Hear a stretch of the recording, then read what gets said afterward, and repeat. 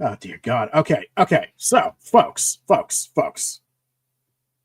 Lots of technical difficulties. So the reason this is called the final straw is because I've been trying to get this live stream to work all day, but every time I exit to do basically anything, my StreamYard just completely crashes.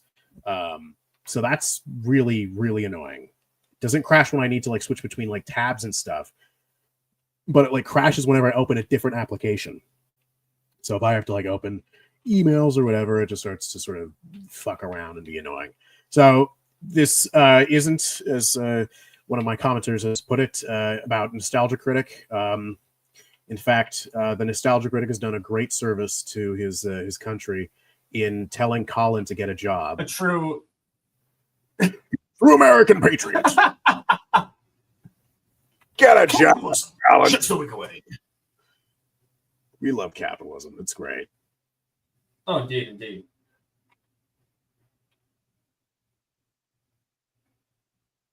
Shit. Threw that one too far. Whoopsies. There it is. Oh, yeah, that was Rowan. He's a big fan of Prince of Egypt. Yeah.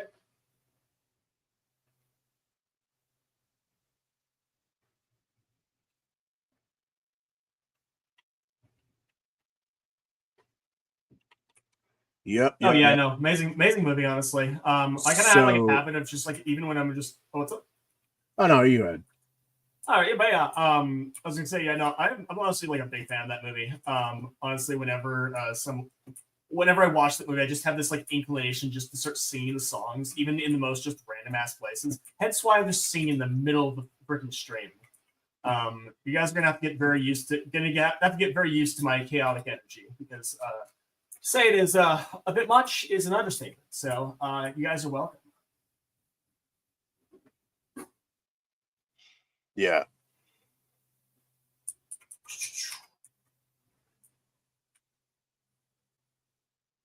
Years ago, felt. Yes, exactly. I'm just reading the chat too. Yeah. I was just getting so apparently another Discord server that I have sort of an affiliate deal with, the notifications in that server got really annoying because of the having to fix the stream and stuff. So for any of you people who are over there who watched, sorry folks, just technical issues. Like don't worry. Issues, please stand by. This is going to be hopefully the last time there is that problem. I hope this stream lasts for a good long while. Yeah. So yeah, we're playing CDs. We're sailing around. We're doing funny. Oh, fuck. That is why I don't smoke cigarettes, folks. I don't even smoke cigarettes. I just have annoying issues. Ronnie Reagan will be so proud of you. Yes. Ronald. Just say no to drugs. Exactly. So anyone has any questions, comments, or wants to give me moolah, then yeah, feel free to. I'll sort of look over as much as I can just to sort of get to, to sort of see what's going on. Yeah. Hell yeah. Yep. This is just really a casual live stream to sort of shoot the shit, enjoying life, sailing the seas as the most fearsome pirates to sack the Spanish Main. Yeah, we're just sort of doing our thing, So Magma Pain is asking about the Lilo and Stitch trailer. Oh my god, dear Lord! So you go. So first. I was just gonna say. So I was just kind of rewatching it, the trailer, and watching your video, and I really agree with the whole thing about the Ohana thing, and it makes me really worried that they're just gonna turn it into a joke. Because yes, obviously there are lots of jokes in the movie, but that is also just a very serious plot point of the film. And what I kind of noticed is that in the trailer she was kind of, I don't remember the actress's name, but she seemed to be kind of doing that I know part of this is a little bit subjective, but it's just she seemed to be kind of overacting and just acting very cartoonish, which doesn't necessarily work in the style that they're trying to go for. But even then, it's just like I can't really like with when it comes to like the aesthetic of like Lilo and Stitch, like you can very much like kind of pin that down. But it's like I don't really get any sort of like thematic style when it comes to the trailer of the remake. Like there's nothing really unique about it. It's just like it's shot in the most just like boring like way possible, and it's like I don't. It's hard. It's so hard to tell just what they're actually like going for. Yeah. Also, I proposed a voyage if you want to go down and vote. All right, sick. So I got a commenter here asking if you're writing a novel, what will be the easiest genre to start when writing?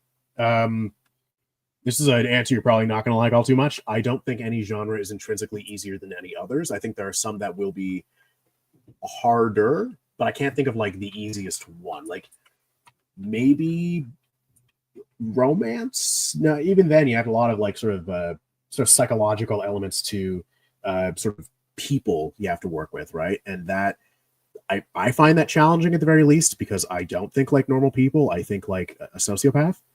Yeah. But yeah, I don't know. I think like what would be hardest would be like probably like big world building stuff. So like sci-fi and fantasy would not be if you're starting off writing a novel, I just wouldn't suggest those at all.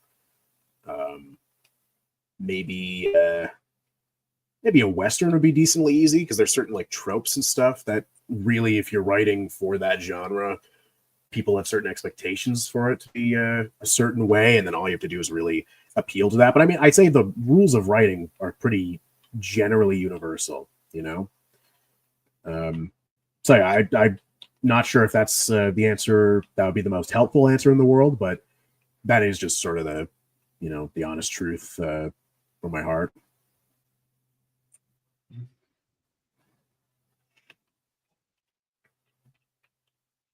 That being said, I also don't really read much, so I more watch things, and then I watch the thing that has written elements, so like scripts and stuff. That's really all I read.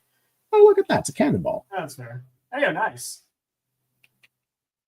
Oh, look at that! It's another cannonball. But yeah, going back to what I was saying though, it's just when it comes to the Lilo and Stitch trailer, it's just like I really just don't like the whole idea of just them turning Ohana just into a joke. Because it kind of misses the entire point of it, is that it's supposed to be kind of like the core of the film. Like it's literally Ohana means family is literally the core message of the film. Exactly. And it's just like for them to not be taking that seriously really has me worried, honestly. Because it's just like, well, what is the point of the film if that's just like nothing but a joke? It's like, before it's like, yeah, obviously he was tearing up, like Stitch was tearing things apart. Right. In that scene, but he didn't just in the middle of that just throw a freaking Coke can at her. And if anything, that's more justification for her to be really pissed off and not accept that. Right. That it's moment like of just saying, Stitch "Oh yeah, Ohana means family," and then she's just like she's kind of and she seems kind of like almost kind of snarky in that response. It's like nobody gets left behind or forgotten. It's just like. But in the original scene, it's so much more kind of like a somber kind of moment of just kind of like a realization of like, okay, this, yes, we have issues, but we need to work on them. Right. Yeah. She realizes she was caught in the catch-22, so she can't sort of weasel out of it or anything. She was like, okay, but like in this, it's just she's just like kind of like it's like, okay, fine. She seems almost like, okay, fine, I'll listen to you, whatever. And then he throws a freaking Coke can at him, which kind of misses the entire fucking point.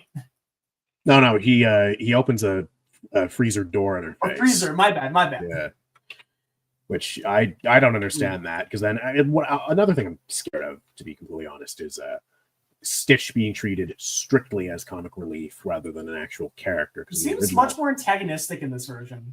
Yeah, and in the original, if you actually really break it down, this is something I noticed while editing the video. Stitch is only really violent and aggressive and weird for the first act. For the rest of the movie, he's actually trying to work through his issues because he has growing emotional intelligence. And then by the end of the film, he's just outright a good guy, just period. Yeah. Not to mention too, it's like I don't like that whole gag with like the CD.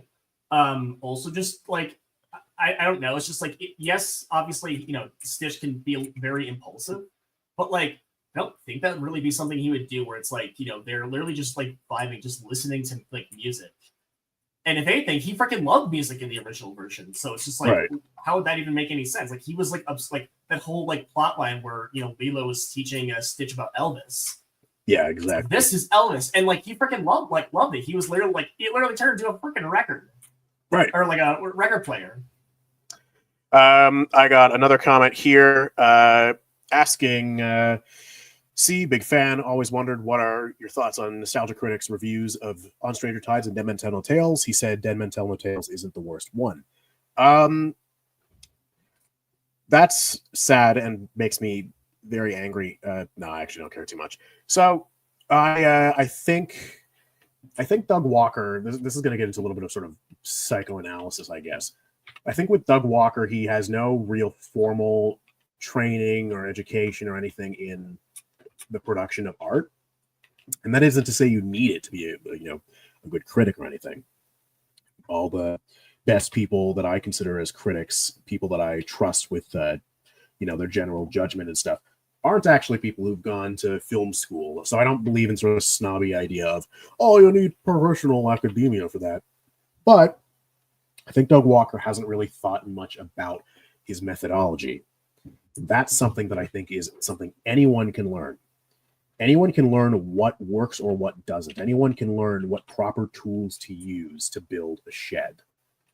But I think Doug Walker is someone who thinks, well, I know how a shed is built, so I'm going to build the shed. Okay, well, you're going to need to know which tools to use. And as such, you're going to need to think about methodology, and then yada, yada, here we are. So with On Stranger Tides and Dead Men Tell No Tales, try saying that 5 times fast. Okay. With those movies, I think he will see that maybe they're not as boring as he puts it, or maybe won't be as annoying as he puts it, as at World's End, which I frankly don't understand his sort of hate boner for that movie. I think it's a very silly, aggressive way of looking at the film because it is a really well-crafted movie. So show some respect, for God's sake. So I think what it really is just his methodology is so underdeveloped to the point where he just says stupid shit without understanding the implications of it. Because like saying that Dead Men Tell No Tales isn't the worst, you're implying that movie, which fundamentally destroys Jack Sparrow's character, the character of Tia Dalma, who isn't even in the movie, it destroys potentially Will's character, and it basically pisses on the stakes and world building of all the previous movies. I don't know how anyone in their right mind as a critic could consider that okay. It doesn't matter, even if, let's just say At World's End was terrible, just throwing him a bone, right? I'm going to pretend right now that At World's End is terrible. That doesn't mean a movie that undoes what At World's End did is good. It should have to work with the broken material because it's still part of the same franchise with the same characters and same stakes and world building. So I find it, I always find it gross when a filmmaker tries to undo the work of someone else. So James Mangold doing that with Dial of Destiny or the sequel trilogy of Star Wars, I find that gross as well. Regardless of what someone thinks of the work, you have to work with it. Yeah. What about when it comes to someone where they decide to do like a reboot or let's say like a soft reboot and it's actually like a thing of quality, but it is technically not within the same universe? I think that's fine. It's an interpretation at that point. So it's sort of like adaptation of like comic books or I was just curious what your thoughts were like on that. Since obviously, something like Dark Knight, but like, is very different than, I don't know, Batman 89. Right. We drifted over top of the fishing spots. I'm gonna turn the ship around. This is a little awkward. But I'd say, yeah, like adaptational fallacy is one thing. So when people try and say like this movie's bad because it doesn't follow I hate that material. Like I don't think that's a fair thing. Sometimes right? I think I don't know. There's sort of a weird thing that I have when it comes to like things like that, where it's kind of like, yes, I want them to do different things, but also you need to understand the core material, the core like message, themes of things that are already established. And I do think that there are some things that might not necessarily be bad to break, but you have to do it very, very carefully. And because there's eventually a point where it's just not like, let's say you have like Batman becoming, I don't know, like a mass murderer, something like that. That Right. like, yeah, technically if you establish as the character, that would be, fine, but that's not Batman. Yeah, exactly. I think like as well, you kind of have sort of to line. you have to sort of appeal to the original intention of the author, even if their words. Yeah, that's the thing. Exactly It's like technically, for all I know, Winnie the Pooh, Blood and Honey could be a really good movie, but it's also completely missing the point of just doing of like the point of Winnie the Pooh, and it's like clearly not doing it for any sort of purpose. I haven't even seen the fucking movie. I'm going to go as far as to say I absolutely detest something like Blood and Honey. But that's also an idea of cultural memory that is not necessarily tied to writing itself, but it's more so taking something that has a very specific intention and then twisting that all because you just have the ability to rather than any actual right to do so. It'd be like if we got a story of, I mean, not to like, it's hard for me to describe this, but it'd be like if we got some movie based on Spider-Man, and this is the first new Spider-Man movie in like decades. We haven't had Spider-Man in so long, right? Spider-Man's finally public domain. People can finally tell the Spider-Man stories they've always wanted to tell, can finally tell stories that are really, really damn good with Spider-Man. Oh, yeah, sure. And then instead we got some shitty fucking horror movie that was designed explicitly to kind of piss on the legacy of that character and sort of draw from hate watchers and then draw from shock value. I think that's scummy. It's a fake marketing tactic, and I just think it's gross. Spider-Man Lotus. Yes. I mean, yeah, that's a good example.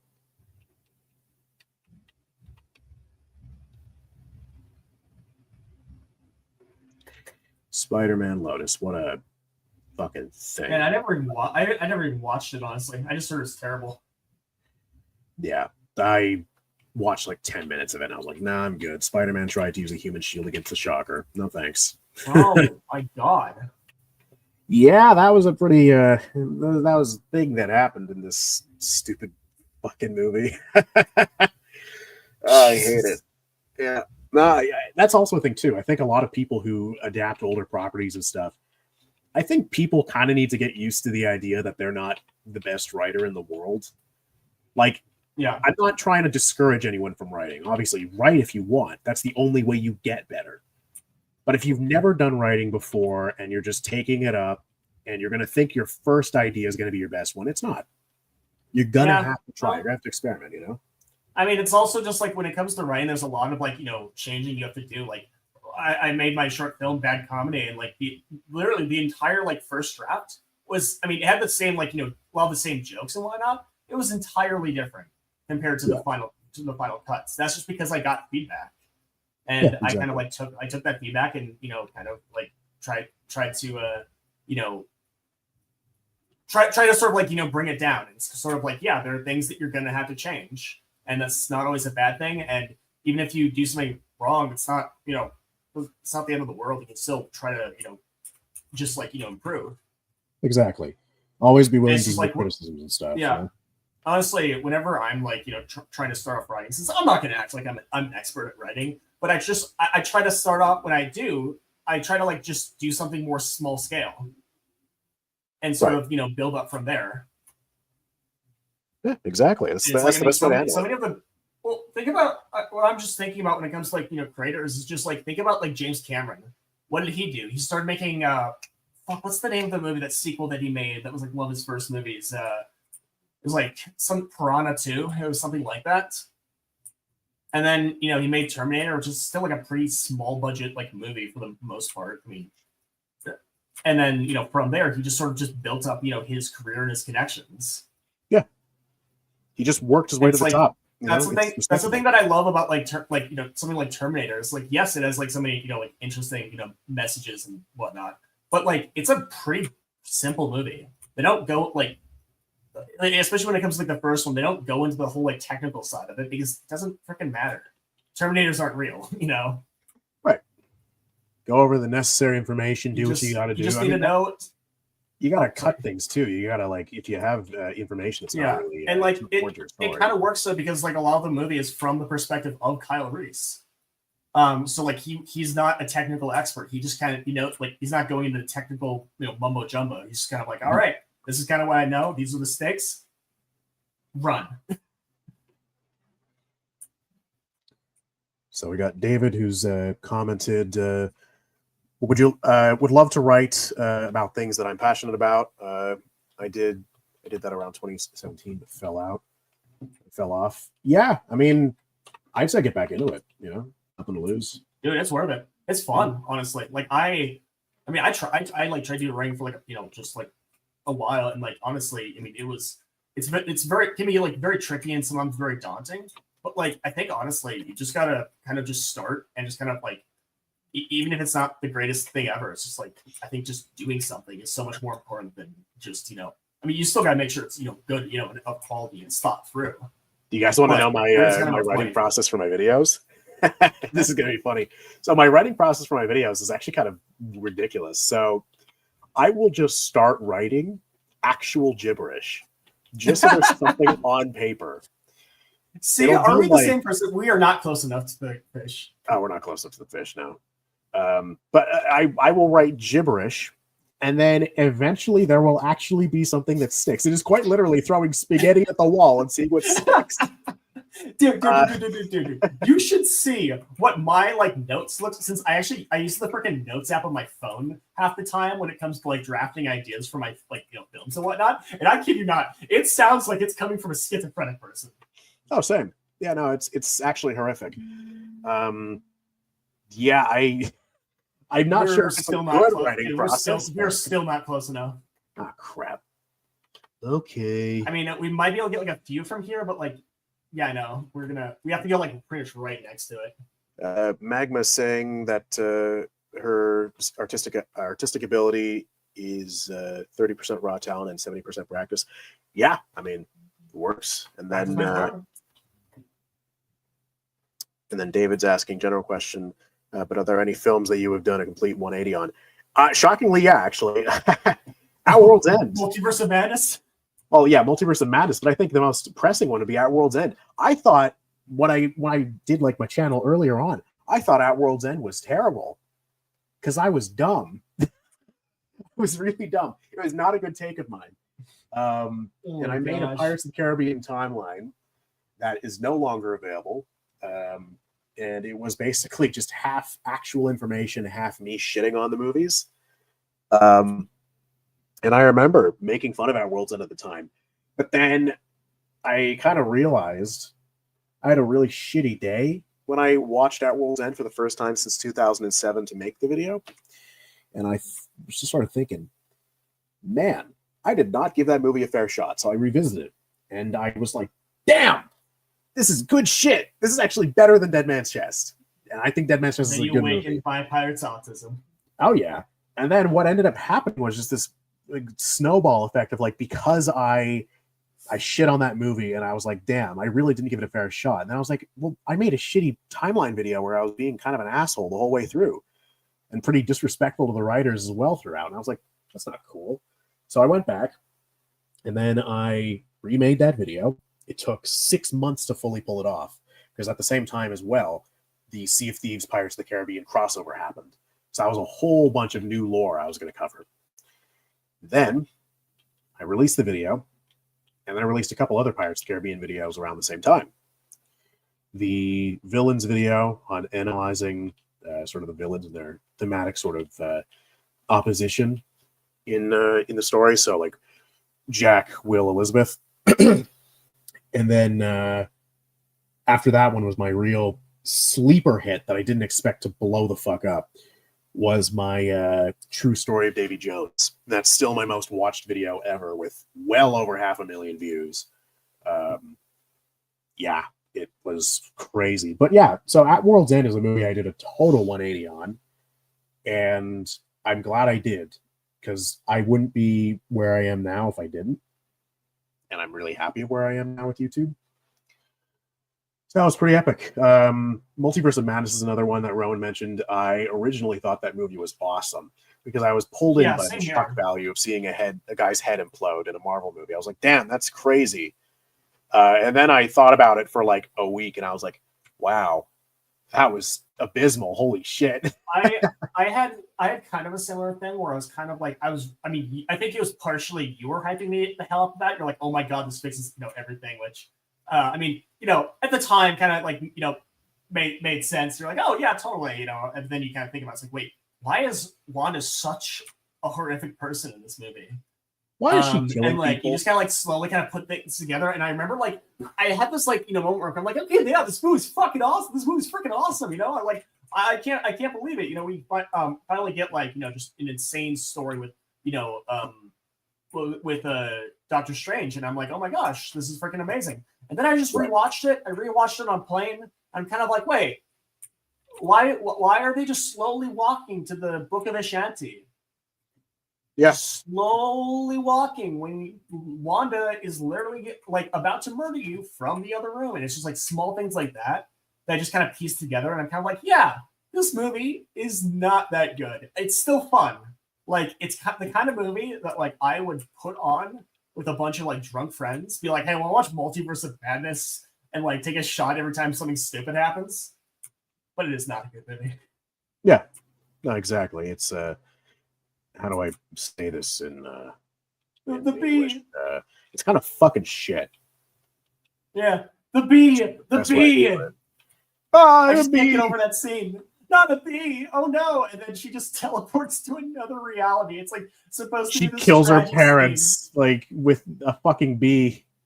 Like I'm sorry. Like no offense to Spy Kids, that looks like something straight out of fucking Spy Kids. Yeah. Just like a portal opens up, and then she just like does like an over dramatic scream. It's just like this is supposed to be like her like trauma and her like like traumatic. It's supposed to be like her traumatic backstory. It's some Doofenshmirtz type shit, but at least Doofenshmirtz actually has tragedy to his life. That's it? That's your tragic backstory?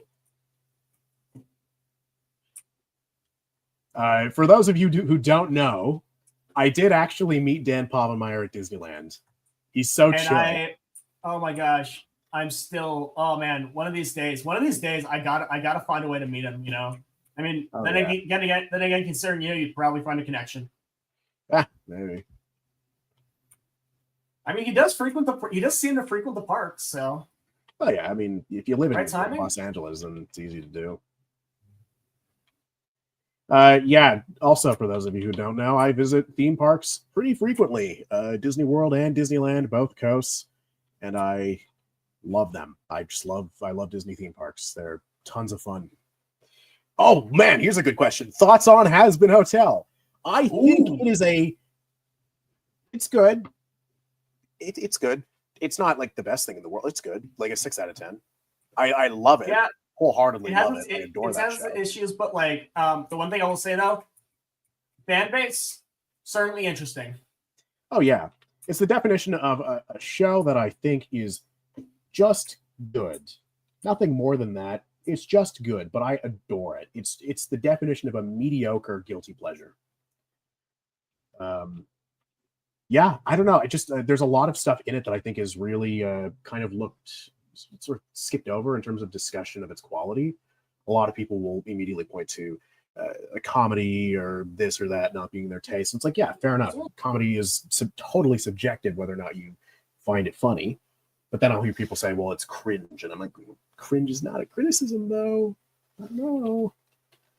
Stuff like that. So that's my general thoughts on it. I mean, I do intend on making a video on it someday because I've heard some really, really bad criticisms of it, but I've also heard some really bad defenses of it. And I kind of want to even the playing field a bit because even if it's something that I like, I'm not above criticizing something for objective flaws. And then when it comes to something that even if I didn't like it, I'd still be fine with defending it. I don't adore Kingdom of the Crystal Skull, but I'll still defend it against bad criticism. And I'll do that with really anything. I don't know. Has been a fun show, though. I really love the characters. I love the world. The art style's pretty cool. Alistair is literally me. And I don't mean that in a good way at all. I mean that in every bad way possible. Let's be real here. I've never shown my face online. And I talk through the modern equivalent to radio. Yeah, you just got. And also, ethnically, I'm Creole too, so that fits. Yeah.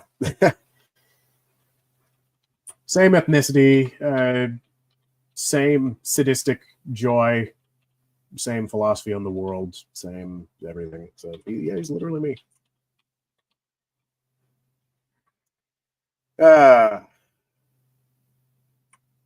Yeah, so anything new with the chat here? Anything fun, exciting? How's life going with all these wonderful people who watch my weird ass dumb videos?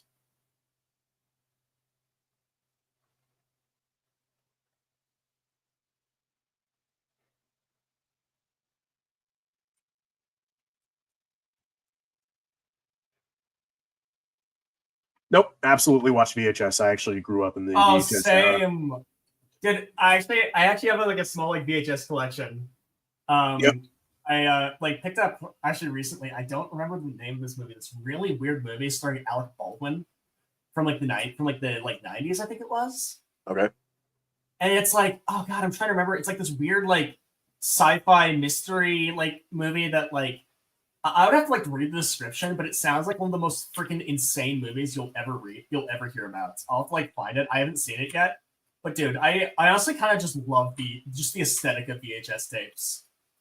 Yeah. And just kind of like, yeah, it looks like shit, but man, it's just like I don't know. It's just fun. Like there's something just very nostalgic about it, even though it looks utterly terrible. Like I think the Iron Giant that was my go-to. Peter Pan, that was my go-to. Nice. Watched that a lot. I think we also had like a VHS of Toy Story. Oh yeah, Toy Story as well. That one was like, I kid you not, we watched that one so freaking so often that like it actually completely wore out the VHS tape. Like that's a little intense. No, exactly. I mean, maybe not completely wore out, but like basically, whenever you put it on, it would just be like you could barely see anything because both me and my brother rewatch it so many times as a kid. Damn, that's crazy. Dude, I kid you not. I mean, did I ever tell you about the freaking the Transformers VHS tape that we You did tell me that, yeah. It just stopped. It will literally just like reject the freaking VHS. The VHS tape will either just pop out, like just like go out, or it'll just go back to like the main like like blue screen, whatever you call it. Yeah. Just Me or His Heaven and Has Been Hotel reminds me a whole lot of the Big Brother and how he rules over the world. Yeah. I mean, that's not a Has Been Hotel thing. I think that's just generally a thing about human religion and the whole concept of omniscient gods and stuff like that look over the world. I mean, it's kind of a Big Brother scenario if you really think about it. Like, oh yes, this being up top, he is the sole arbiter of all rules. And the serve I've reached. Let's go. Let's see if there's any Megs on the map. Any big sharks? If we could get any Barnacle Dreads, because I actually want to fight that again. Ooh, really there is a... Oh, man. I forgot what the fire one's called, but it's currently battling the Burning Blade. Holy crap, that'd be epic to watch. Should we pull up and just go eat popcorn and just watch that? You know what? Why not? We'll sell all this stuff first since we're right by an outpost. Yeah, we should probably be a little careful. Because since we have a grade 5 emissary, that is going to be a lot. But here's the thing, though, I'm not sure if they might be done by the time we sell. It's sort of a lot of fish. We'll see what's up. So I don't know. I'm a little iffy about it, actually, now that I'm thinking about it. I want to see it. It'd be awesome as all hell. But I feel like they'd probably be done. Considering it's the Burning Blade, they'd probably be done with it by the time that, we get there. Yeah, there's a possibility. Why not? Who knows? Good content. Yeah, I mean, that's what we're doing this for. At the end of the day, everything is done to make money. That is me looking directly at the camera saying, give me your money. I have a job, unlike Colin.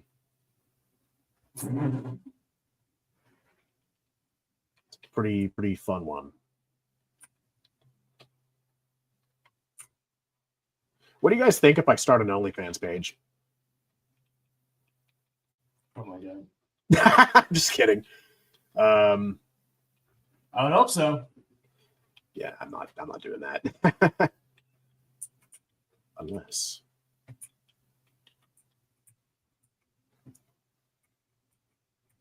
Ooh, yeah. I like that idea. So Moby Dick DLC. So like imagine an update where you fight a giant whale. Ooh, yes. That would be really also, I haven't really seen much of the ambient wildlife yet.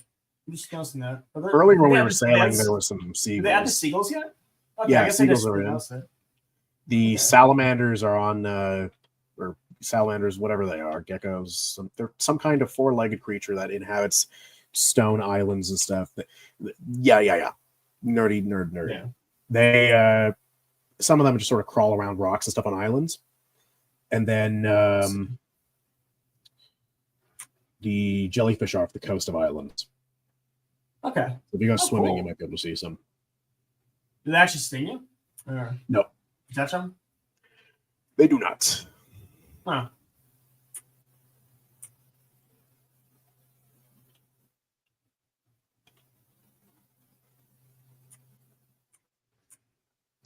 What I would love is if they had more creatures. Like I know we got warthogs coming soon. Those are cool. I'd like for them to go all out. Like I'd love like dolphins when you're sailing. There'd be like dolphins jumping in the water next to you, or maybe. What if they have like a similar? You know how Minecraft does it, where they have like that seagulls where it's like look at seagulls up top. Oh hey, there they are. That's cool. Oh my gosh. I'd love sea turtles. I'd love mantas. I'd love just all this different sea life. I love whales, you know? If we had like humpback whales in the Sea of Thieves, that'd be so cool.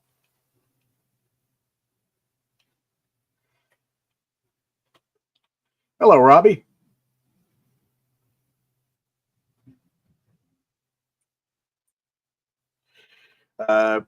Echo is saying that he's heard from the Sea of Thieves server mods that they won't add whales because of them being endangered.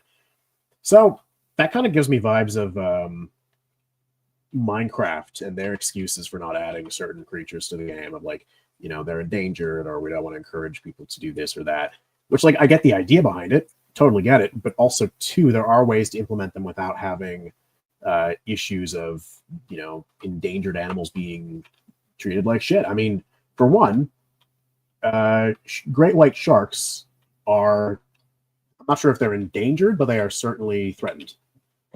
But those are in the game, and you can kill them and eat their meat. I didn't mean it like that. Don't take it the wrong way.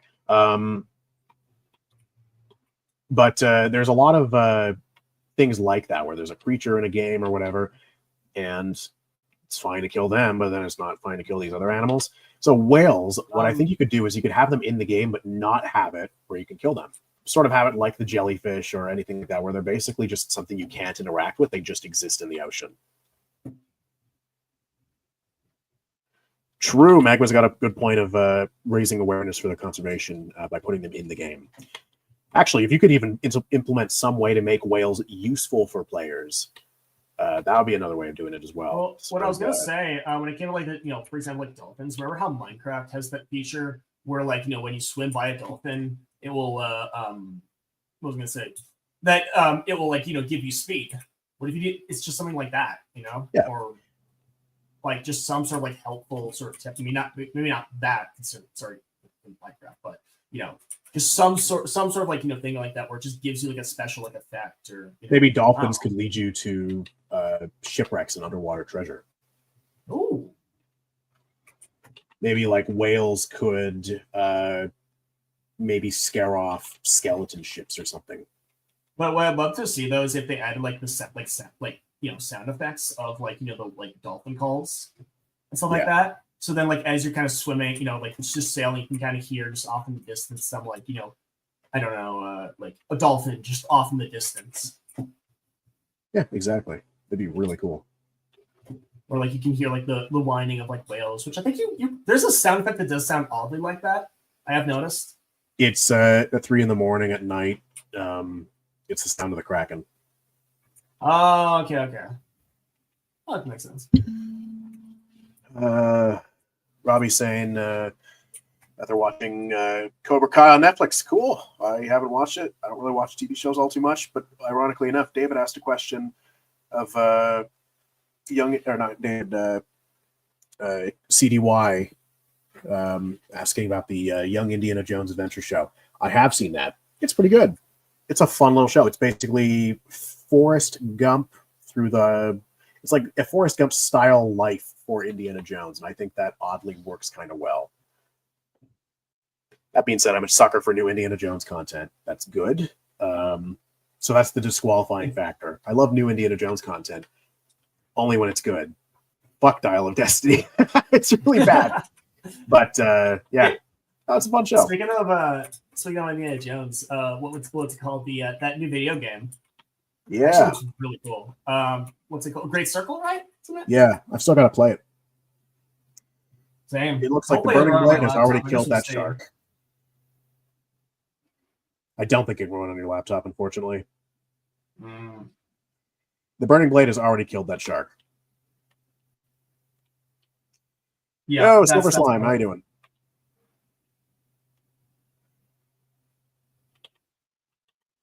Just keeping the lights on in the ship because it's actually kind of hard for me to see just because it's so dark. Because I always go through the dark cosmetics to blend. I'm gonna be honest, it's just out of habit. Good, fair. My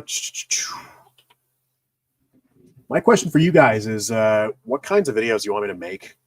Because I'm always open to ideas. It's a matter of really implementation and execution. Because obviously some videos are more suited for shorts. Some things are just not suited for videos at all, just given maybe like my niche on my channel. But like if you guys have ideas of what you'd like to see, then I could figure out something pretty decent.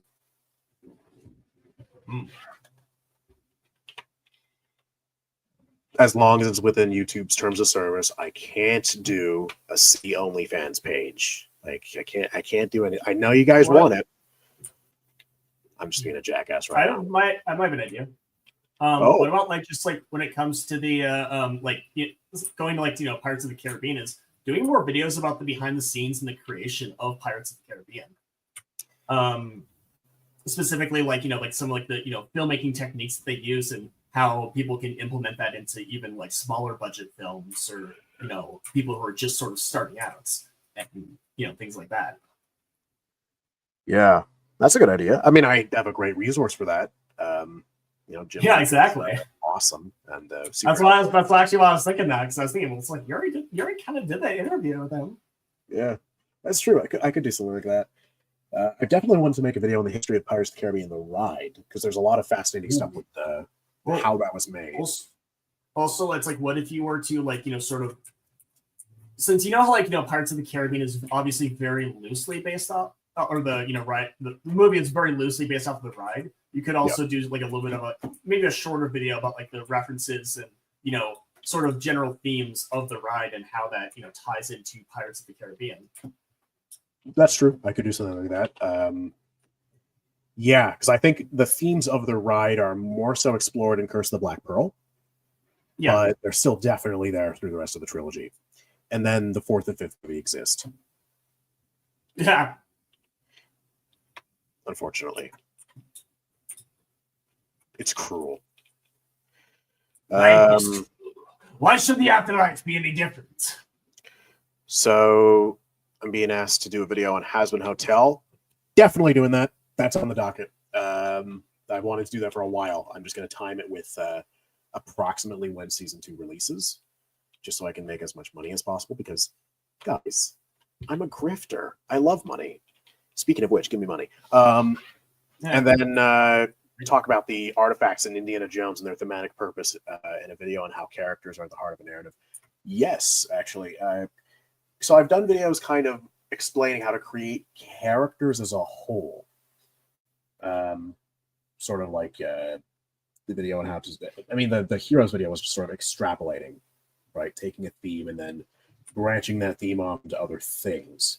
I used the example of a friend of mine who was coming up with an idea for a film, and I was sort of like, okay, well, here's how you should, create your characters, right? Just where do they come from in your own little filmy world, right? So that was something I've done before, kind of, but I do want to do more videos on just how to write, because while I'm in no way an authority on anything, because I just sort of make shit up, I just sort of like to share things I find personally kind of useful. And there'll be tips you'll hear from any other writing coach or writing professor you'll find it anywhere on the world. The difference is that I do it with comedy because I'm funny. I swear I'm funny, guys. Now that's bad comedy. Yeah, but videos on the relics of Indiana Jones, that's something I've wanted to do for a couple of years now, actually, is the true story of series that I did for Pirates. I want to do that with Indiana Jones. So the true story of the Ark of the Covenant, the true story of the Shakara Stones and the Thuggee Cult, the true story of the Holy Grail, the true story of the Crystal Skulls. That's what I really want to do. Because, shockingly, this is going to sound really bad out of context, so I want to just make this clear.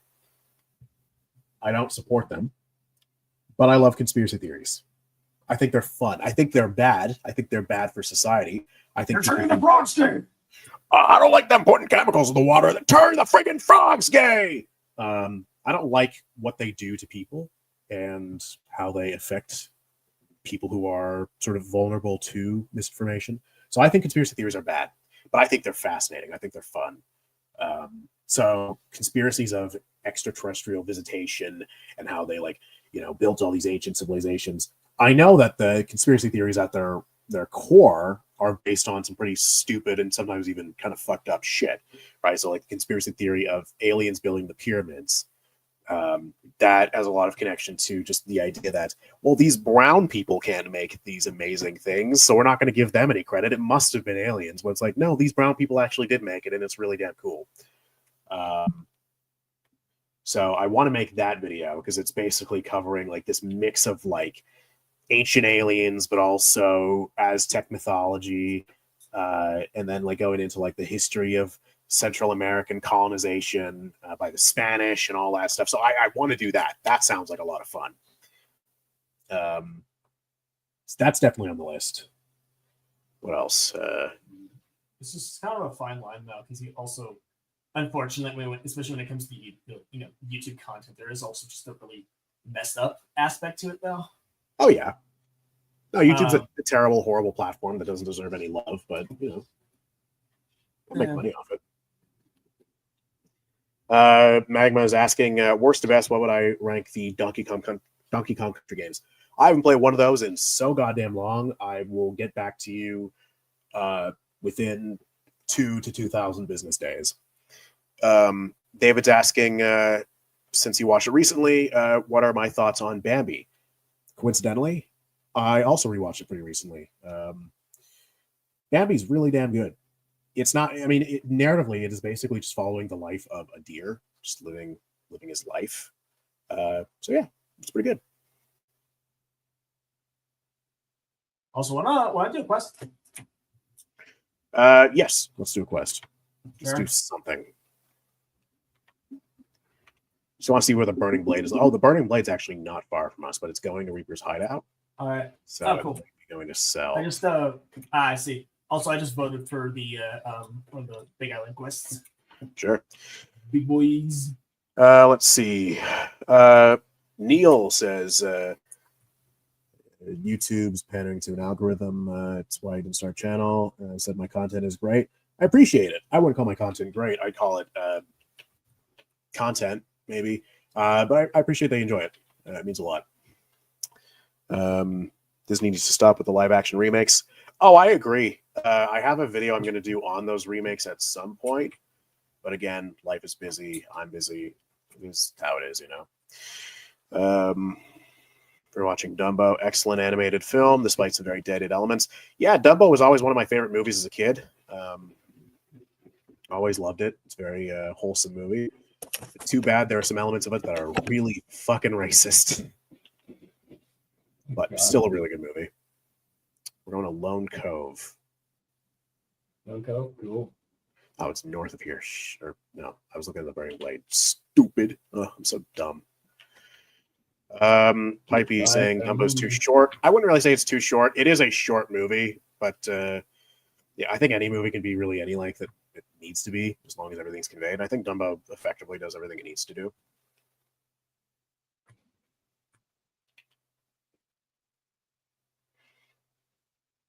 It is interesting though how animated movies used to be pretty short. You know, it was like an hour sometimes. And these days you get like Spider-Verse, which is what, like 2 hours and 10 minutes or something. Neil saying the dream sequence in Dumbo is awesome. I agree. So Rowan, it terrified me. Yeah.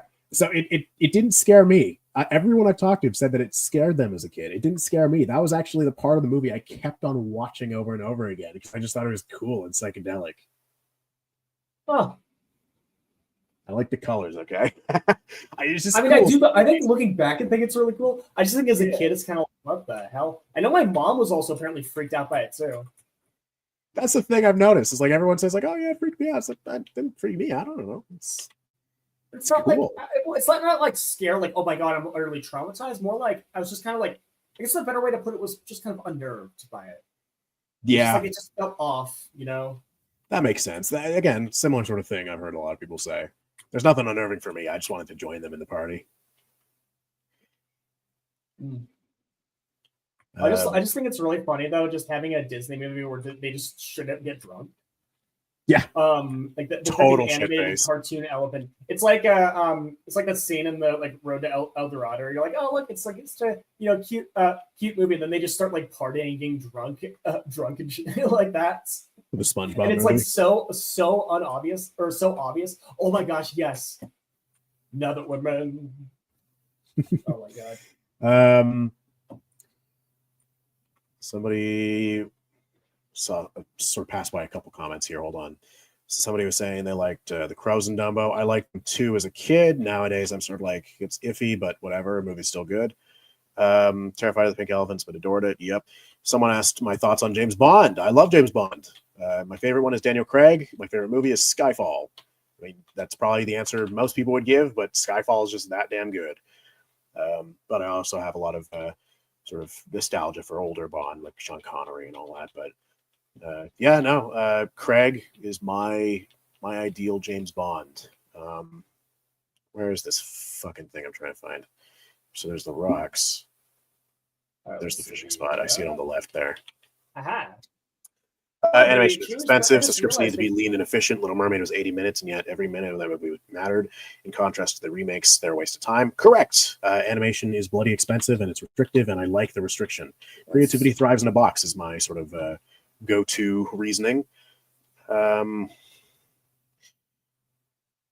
Royale. Casino Royale is awesome. I'm just noticing they seem to have changed the look of the maps. I'm a fan of that, honestly.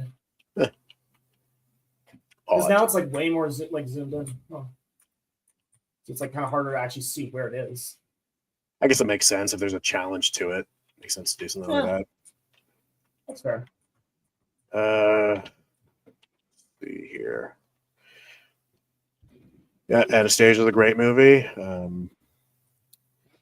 Fell asleep during Skyfall. Dear God. I couldn't fall asleep. Like that's kind of my, it's one of my comfort movies. I can put it on at any time and just have fun.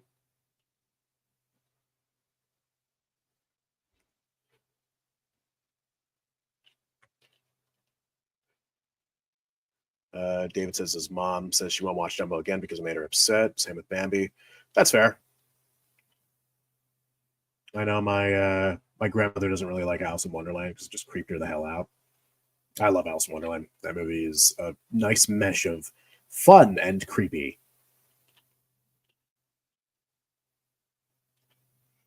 I love the Walrus and the Carpenter. You remember those, Rowan? Those are what?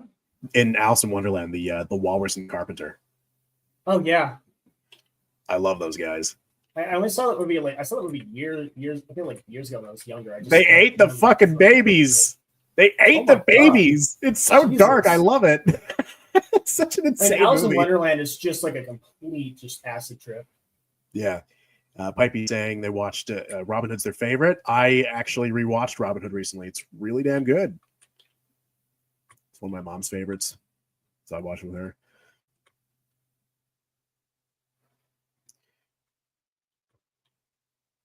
See, I'm disturbed, so I really love the scene where he eats the oysters because it's funny. It's fucked up, but it's really funny.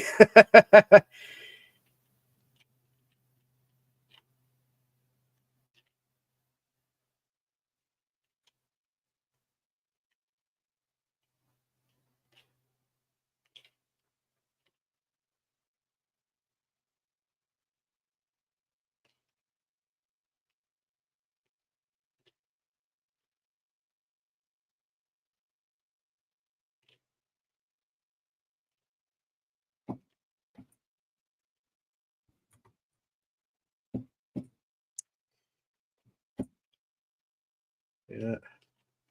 I don't know. I have a messed up sense of humor. So if there's just some disturbing joke in a movie, even if it's really messed up and other people are like, holy shit, that's so fucked up, I'd probably sit there laughing. I'm really fun to hang out at with parties, you know, like.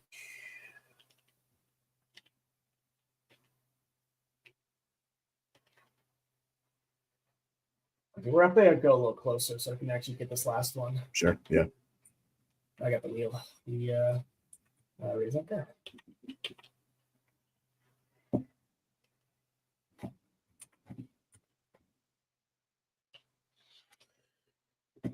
Yeah.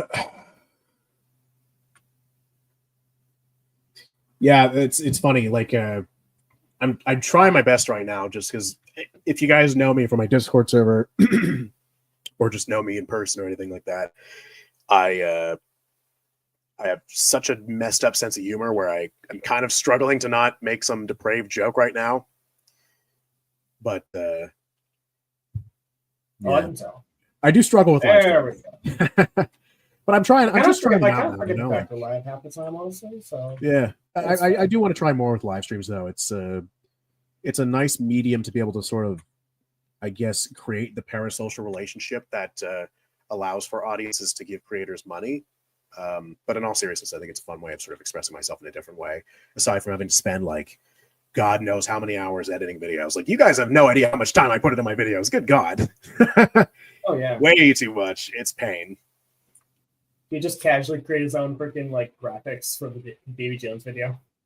Yep. Which I then probably stole from mine. Robbie's calling me a cool guy. I appreciate it. I disagree. I'm kind of evil.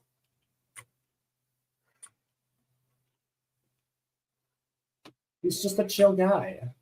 Just a chill little guy, you know? He's just a happy little guy.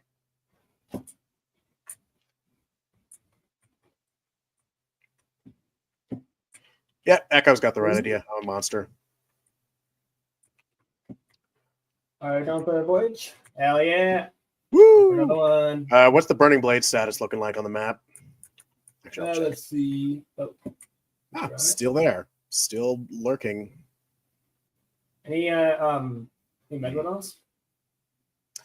No megalodons that I could see at the moment. All right. Well, let's guess then. Wait, nope. Fire megalodon, but it's south of the Burning Blade. Ah! Do you want to do it? Go on. Sure. Cool. Burning Blade might come after us. We're going to need to get more the fire. Oh, the fire one? Any barnacle dreads? No. Hmm. I do quite like the barnacle. Okay. We could wait if you want. Let's honestly, I'm not sure if I want to risk that. Looks like it might be a dying battle, considering that we also have grade 5 emissary. Let's just gonna catch up with some comments here while this is while you're still fishing. David said he's done editing for films in college, hated it so much, so I understand part of the suffering. You know, I actually don't mind editing. I just hate editing audio. Audio pisses me off. Visuals, cool with, no problem. I'm like 50-50. Yeah, like when it comes to visuals, I can edit a video in like a full video in like probably an hour. Writing takes a long time. Research takes a long time, and then audio editing just makes me want to rip my hair out of my head. But whatever, it gets the job done, and people seem to like it, so that's cool with me. Neil is saying, my video on Barbossa was excellent. Thank you very much. Really showed how vital he was for the first Pirates film and why he's such an effective villain.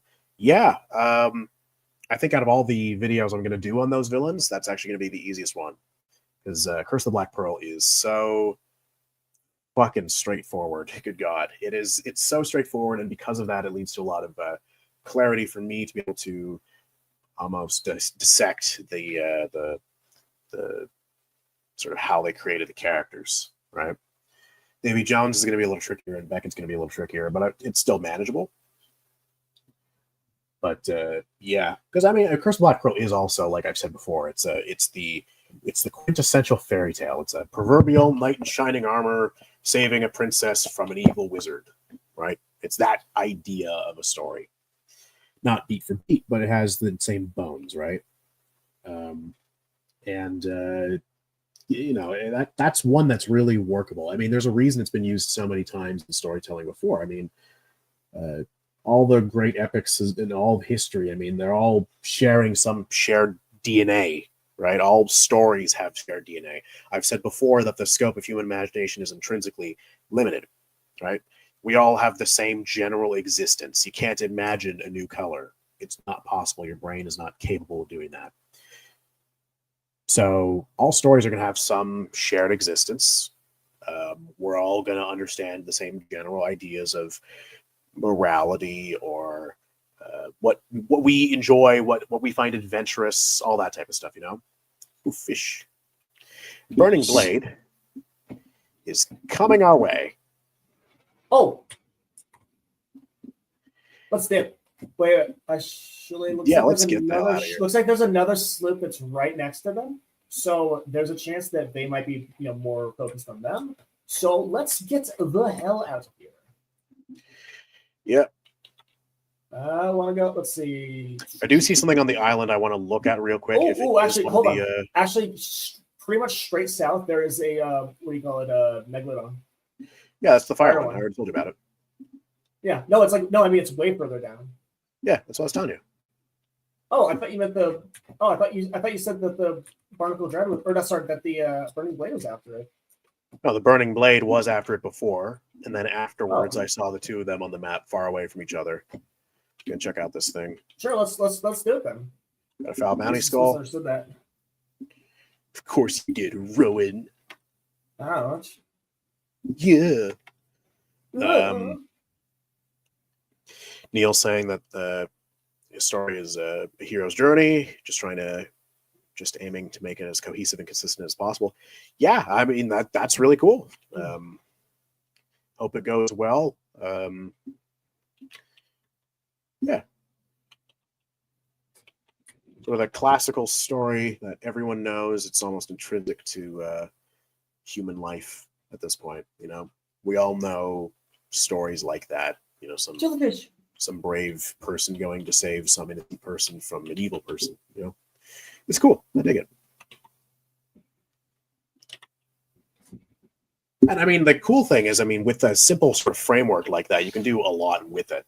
I think people underestimate how you really can create a unique story with very familiar frameworks. So I am the chief defender of the James Cameron Avatar movies, right? Everyone knows that. People are like, well, it's not good, yada, yada. It's like, no, you're wrong, sorry. And one of their biggest arguments for why it's apparently a bad movie is because of the familiar structure to other movies. And I think that's just a total fallacy. It does not make any sense.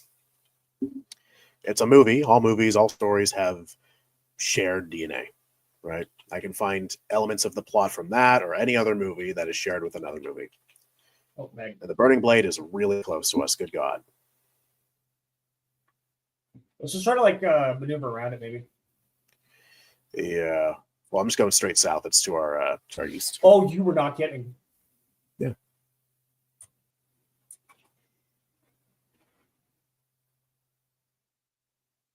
I don't want to deal with that. That is one mean-looking ship. Oh yeah, they're firing. They are firing. But we are not even close to being in range. Yeah. Crazy. I love the design. It's just such an angry-looking ship. Oh yeah. And it looks like it's going after us. Yep. Oh, totally. Good thing is we're heading into the wind, and the burning blade is a snail in the wind. And now the Megalodon is going after them.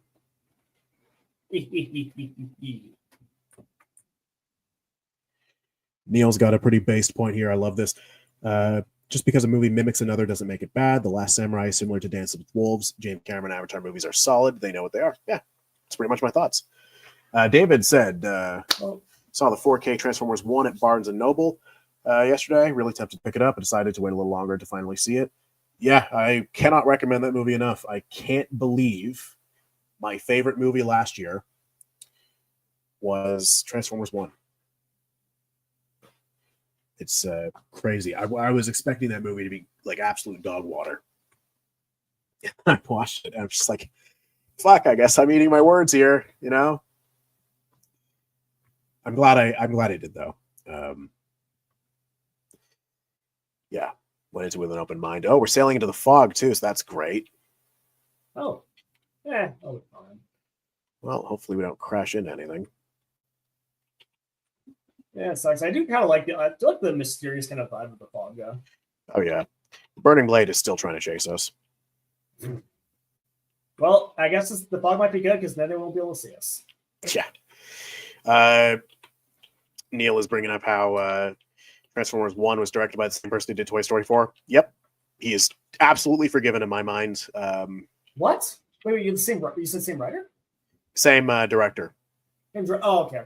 Well, I'll say this. They can have obviously one of the same writing is writers, terrible. but... I'll say this. I don't think the movie was directed poorly. It's just the movie was just I think there are some elements of sloppiness in it just for like continuity and stuff, but other than that, it's all right.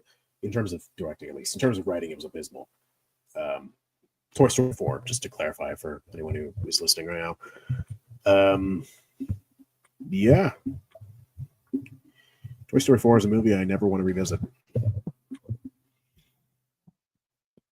The implications of it's just horrifying. If you could put googly eyes on a spork and then it comes to life, what the fuck else could you do that with? You could do that with a goddamn fleshlight. I mean, it's just like I'm not wrong. Oh shit, we're gonna hit an island.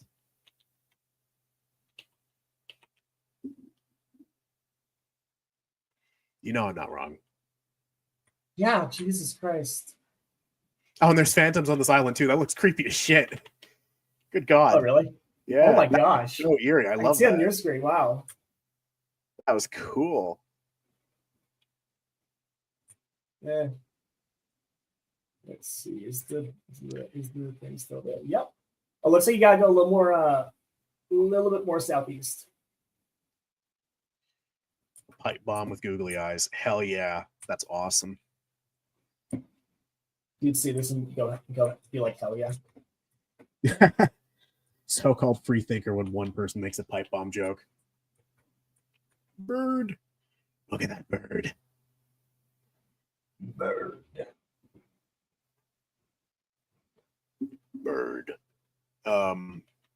Listen, Moana 2 made bank. It wasn't great. Oh yeah, go ahead. I was gonna say, I'm gonna be honest, I don't when it comes to the Suicide Squad, it is a dumbass movie, but goddamn, King Shark, I mean, makes it all worth it. I still haven't seen it. Yeah, it's kind of yeah. Oh, I don't plan on watching it. It's not really. It's not that great, but it's a fun, stupid movie to watch with friends, basically. Yeah, doesn't interest me, but. Oh, Meg's after us. I am not shut the fire up, one. Yeah, shut up, Meg. At least I'm drinking, Brian. Yeah, Moana 2. I have not seen Moana 2, and I don't really plan on it unless I'm going to do a double feature with the original just to make myself hurt. I did that with Finding Nemo and Finding Dory like last summer with Sheev Talks. good friend of mine. We watched both of those movies back to back, and Finding Dory was so bad that I felt the need to watch Monsters University to cleanse my palate. And plot twist: Monsters University is actually excellent. It's I'd argue just as good as the original Monsters Inc.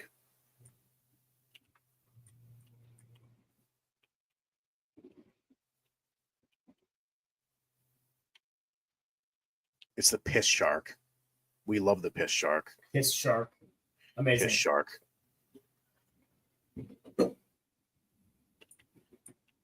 Oh, is that water is okay? No, it's not Kraken. For a solid second, I thought we were getting Kraken. No, we're good. If we did, I'd probably cry. We can manage the Kraken.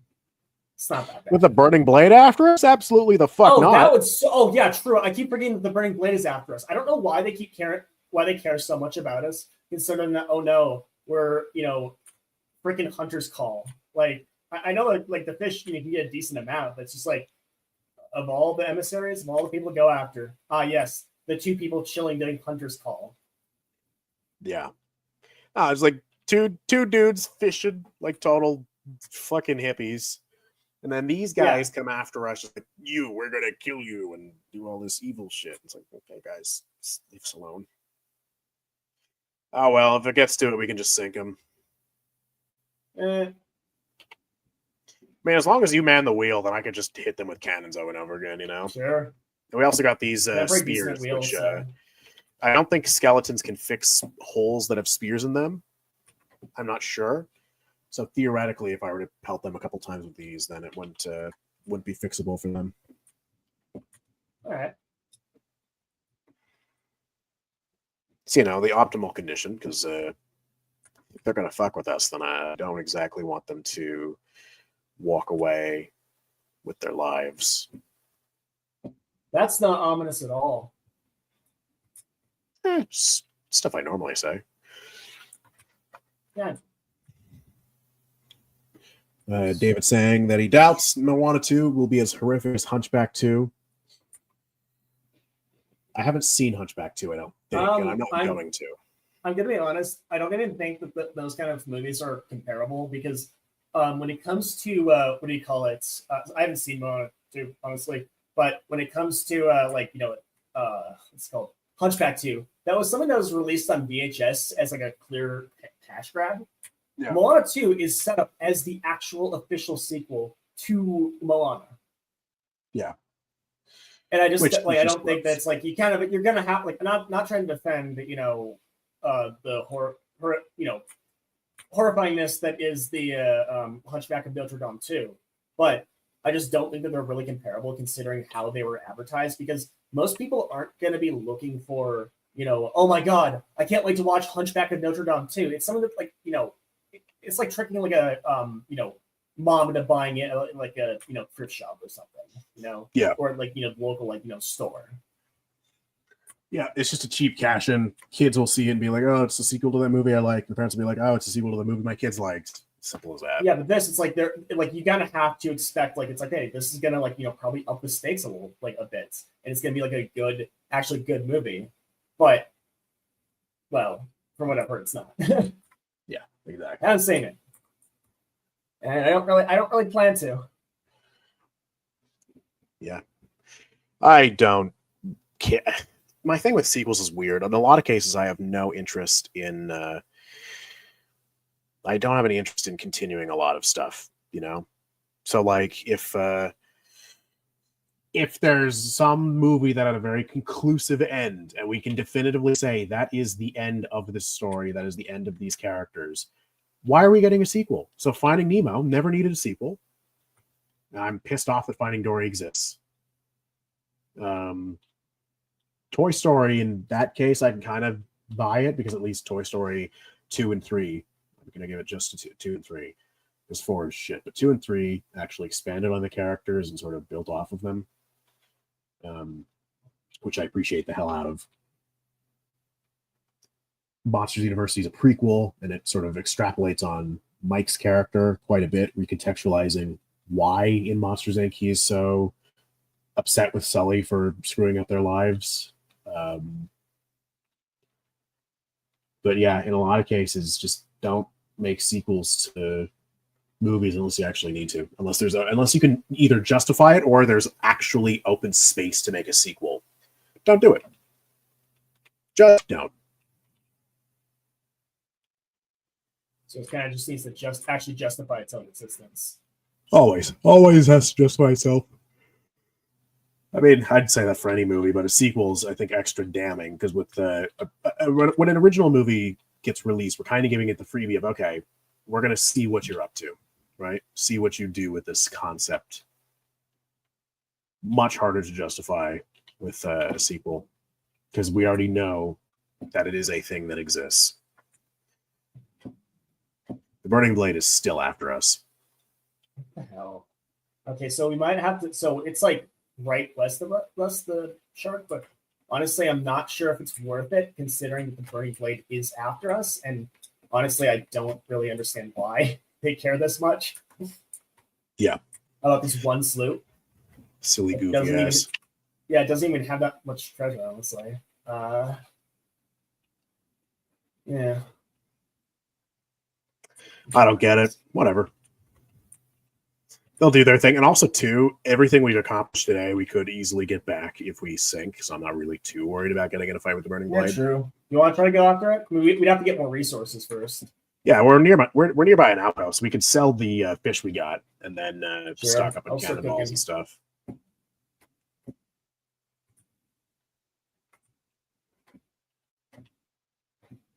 Finding Dory was a trip. Derogatory. A trip would imply that there was some element of an experience that is transformative. I wouldn't call it a trip. I would call it. Trip isn't always good. Well, no, I know it's. I know he specified that's derogatory, but it would still imply that it's transformative, even in a negative sense. I would say it wasn't transformative. I would say it was just torture. It was like getting somebody to like grab a pair of pliers, grab your nipples, twist it, push it in, and hold it for 5 hours. Like, it's just not good. That was a sentence. There is a ship right at the outpost. Oh, really? Yep. Xbox skin. Oh, they might be. That was certainly something. Yes. That wasn't. Well, we just got a bunch of holes, so that. Yep, that was a gunpowder barrel. Yep. Huh. Oh, time to start repairing. I guess we're not selling out this outpost because of these guys here, but welcome to Sea of Thieves, folks. A game where anything could happen. Good God. I mean, yes, Neil's got a great point of. Do you want to mess with him?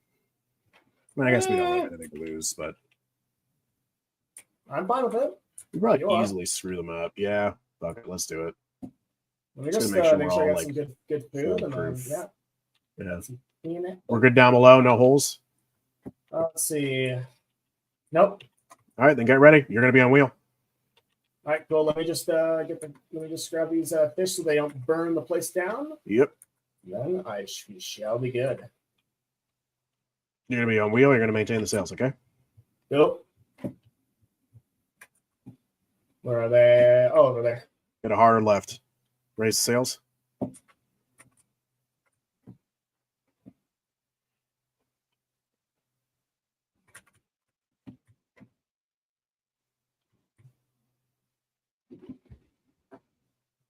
We're not. Yep. We got straighten us out. Straighten us out. I'm losing angle. That's what I'm doing. Don't worry.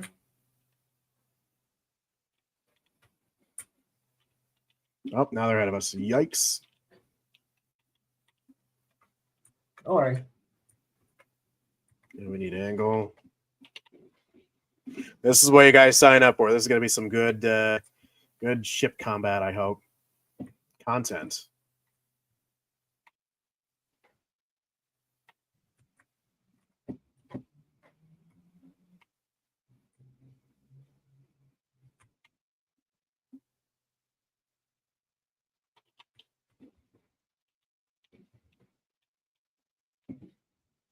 We're going to ram him.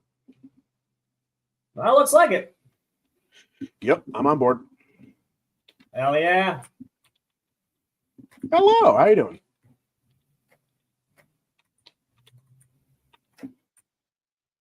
Yeah, we are. I hope you're having a good time too.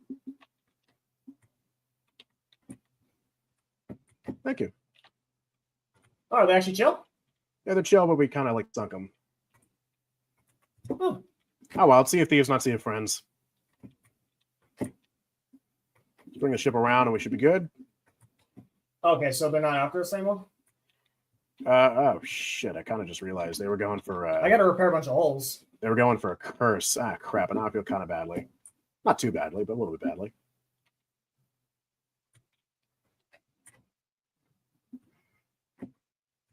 We stole $100 million gold from this Xbox sloop.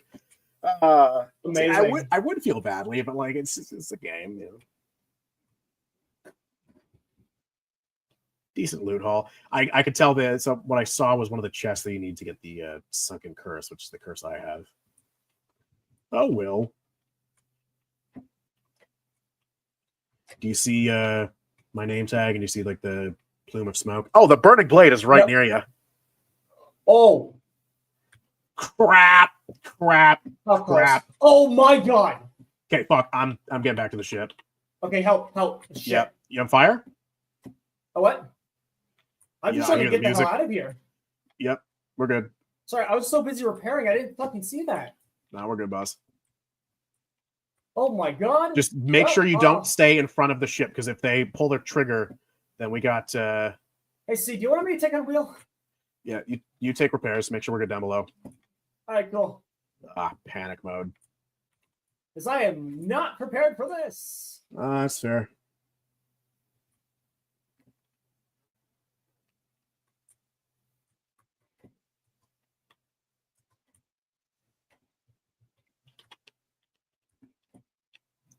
Music freaking slaps, though. Oh, the music slaps so hard. Robin Beanland the goat.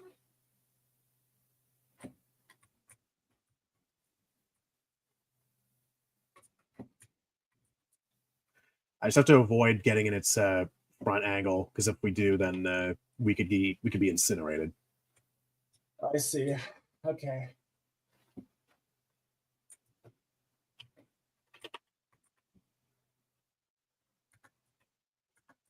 We got some cannonballs, so I think we'll maybe be all right. Fingers crossed. Someone's trying to get board.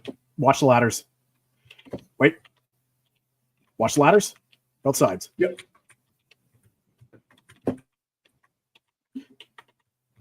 Kill him. That's what I'm trying. Sword. I think. Hello there. No. Okay. Just watch the ladders. I feel like he's clinging on. I almost had him. That's fine. Just aim's bad.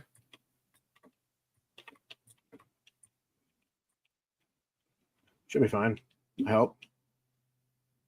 He did have a harpoon gun, so just a little paranoid right now. You might be talking. Don't think he's tucking. No, I think he should be fine. We might have actually lost him. Maybe. I don't hear the music anymore. Don't hear the music, and we got out of their sight because we went around the island. Hey. Well, that was easy enough. Have I seen there black we go. sails? Is what Neil is asking right now. That's a $1 million question. Okay, yeah, they're close. They're still close though. Ah, They're like shit. right next to the island. They're like heading straight towards us. Neil, I'm not sure if you're familiar with my friends Sheev Talks in the Jolly Chat, but they've been telling me to watch Black Sails forever now. I've got to do it, but I have a terrible attention span when it comes to TV shows. That being said, we're going to fucking kill these guys. Lovingly.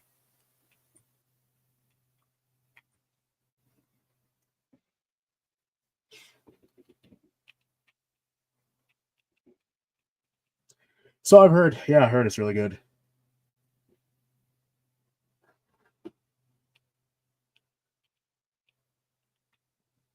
And I do love pirates, so fitting.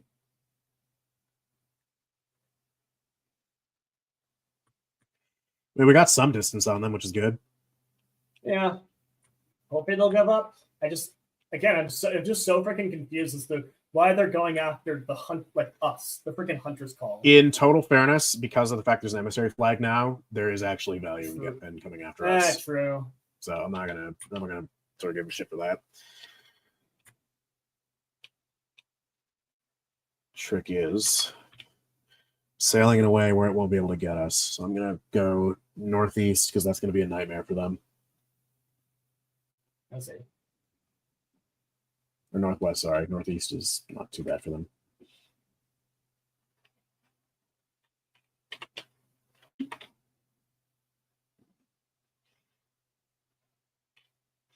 Oh, never mind. Actually, northwest is a great option because they'd be able to full billow. Shit.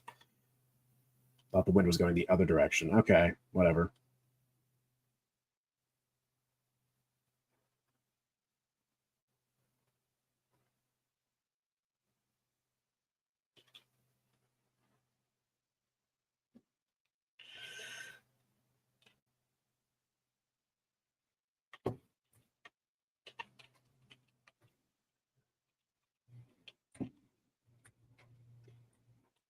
You know, again, I don't mind fighting the Burning Blade if you don't mind either. Yeah, sure, why not? Woo! Let's do it, I feel like guys. it'd be more interesting. We're gonna sink. Than, trying to run away. Oh, probably. Yeah, chat. We're gonna sink. Get your friends to watch this. This is gonna be hilarious. You're gonna watch the pirate YouTubers sink to a bunch of gamers.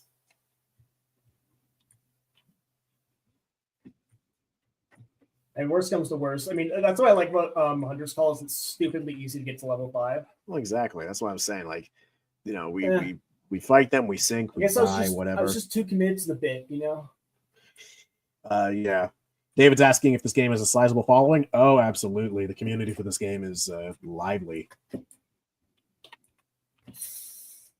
Oh, see what I mean? Don't get in the front of the ship. No, now, I though, I know about that. They've lost their opportunity to get us with that, so we're good to just pelt them with cannon fire. Just keep hitting them.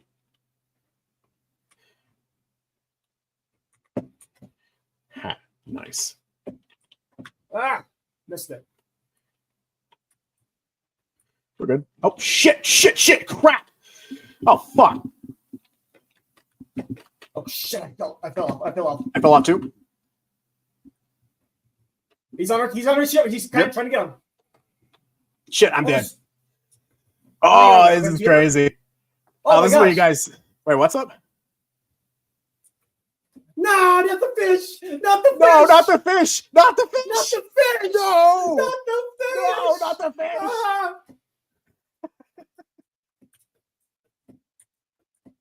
Not the fish. Oh, he killed me. He killed me. Ah, crap. Yeah, I'm coming back. Hopefully we're not dead yet. Ag. No, not the fish.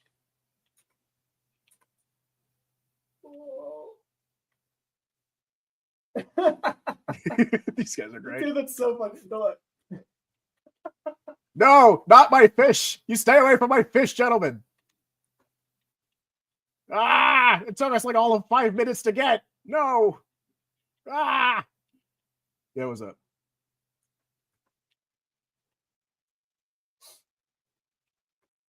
Ah. Okay. I mean, these don't take too long to get, so we're not too broken about it. These fish are my life.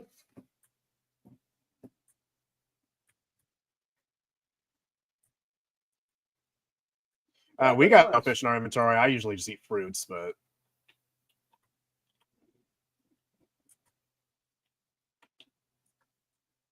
fish. All right. Yep. Take all the fish you like, man.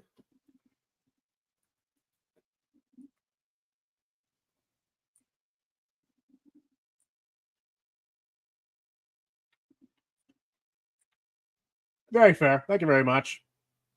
This is the most horrifying sight imaginable, you know? Yes, hello. Yep, our pockets are full of fish.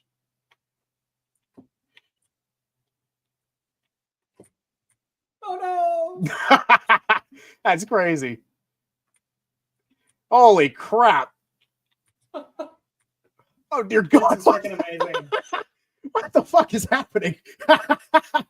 Oh my God! This is crazy. I love this.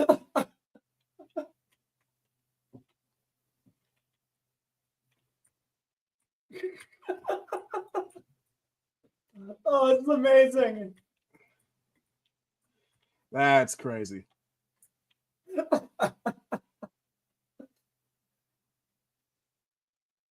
Oh, this is amazing. It's honestly the best. I've never been so happy to be sunk. That was a pretty, admittedly, fun way of dying.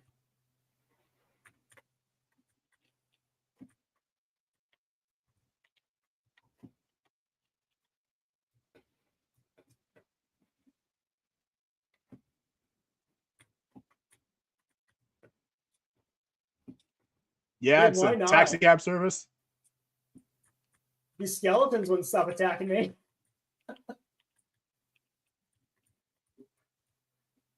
So you want to revive me? Oh yeah. Oh, never mind. I'm in the first. Oh, I'm dead too. Oh, Well, it was okay. great knowing you guys. Hope you enjoyed the fish. Dude, that was amazing. That was crazy. Oh, we got some. I don't know if fish. you That's saw. So I decided to start eating just a bunch of the grubs that I had, and then I just started throwing the puke bucket at them. Yeah, nice.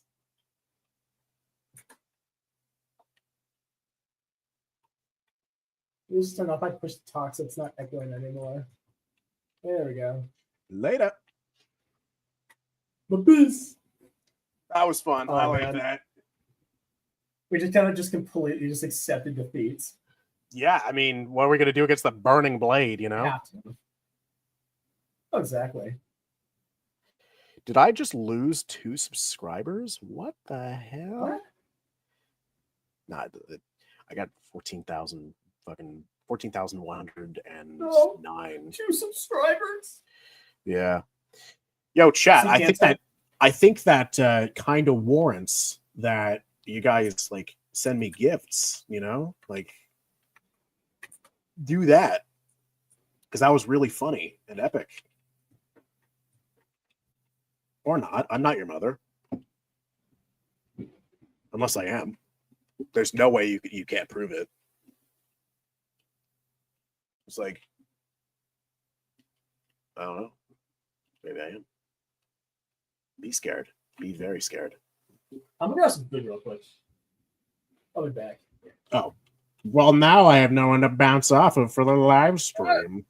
Oh no! I literally just I'm gonna be like leaving just to like heat something up and then come back in like 2 seconds.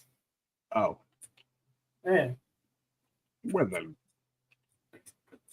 no, I'll still be here. I'll just be dancing. Fair enough. Who does?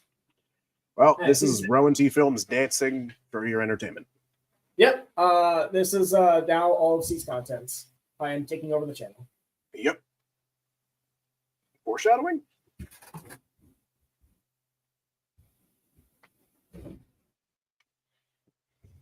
So I'm seeing in the chat,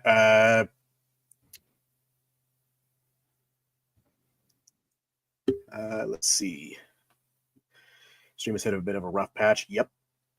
Rough patch as in getting our asses handed to us in a super platter by a crew of pretty chill dudes. Play some instruments, play Near My God to Thee. Those milk goats down. That would have been fun. Typically I play Happy Birthday though. Ship looks a lot like the Flying Dutchman. Yeah, it does. It's pretty epic. And huge. They don't like what I have to say about the Lilo and Stitch live action. Yeah, I'm actually curious what the general consensus of my video has been so far, because I know the comments on the trailer have been pretty positive. So I'm just curious of seeing what that's like.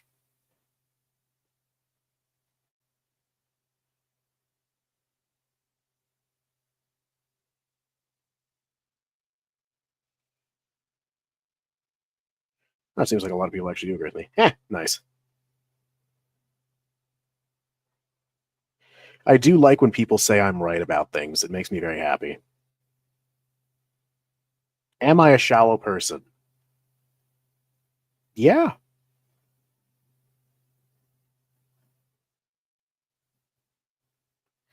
There's a good video. You're spilling absolute facts, man. Thank you both. Thank you very much.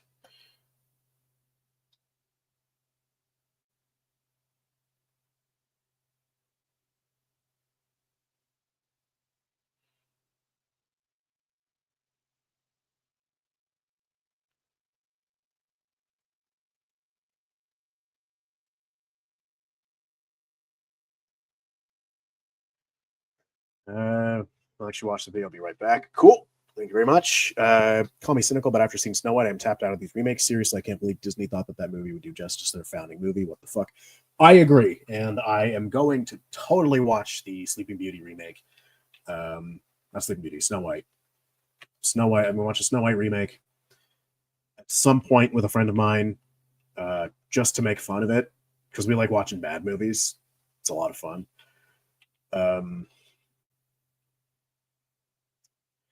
Yeah, I love the just the fact that it's a movie that's remaking one of the most important movies ever to exist, right?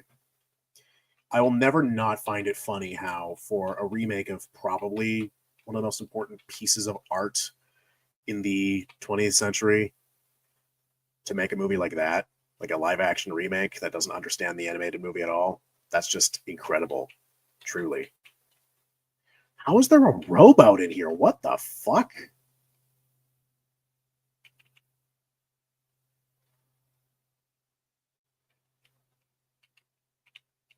That's crazy. This isn't even a harpoon one either, so it's just spawned here, I guess.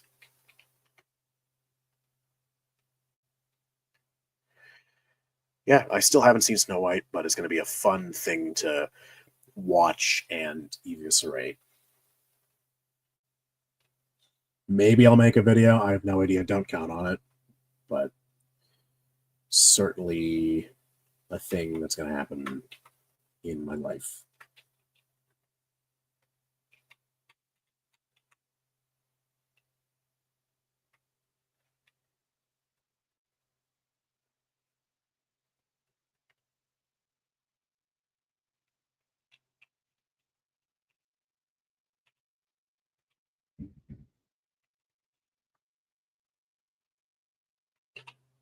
So Rowan said he'd leave and be back.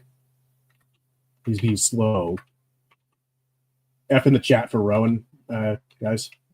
Just 'cause he's Rowan. Yeah, Magma's got a good point of Walt putting everything he had into Snow White. He believed in that movie. Very few people did. So it's just shitty that they're doing this remake. It comes off, honestly, as digging up a grave. If I'm being really dramatic with it, it does kind of feel like that. Ah, Roman's back.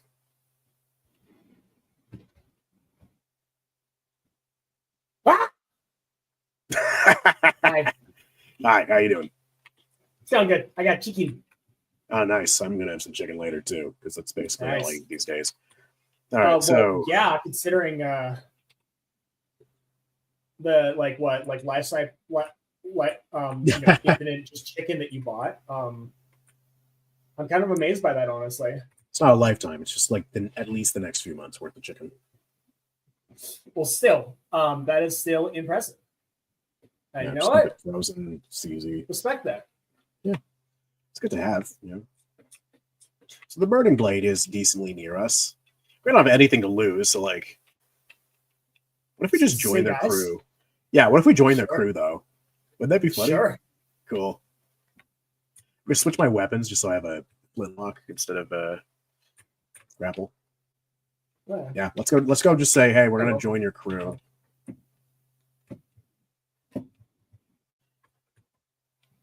We'll like be with their crew for a little bit, and then we'll probably dip whenever we got like a cool island we want to visit. Sure. Then we can like swim across the map and not die somehow. Why do you want to swim across the map? I hate myself. Fair, I guess.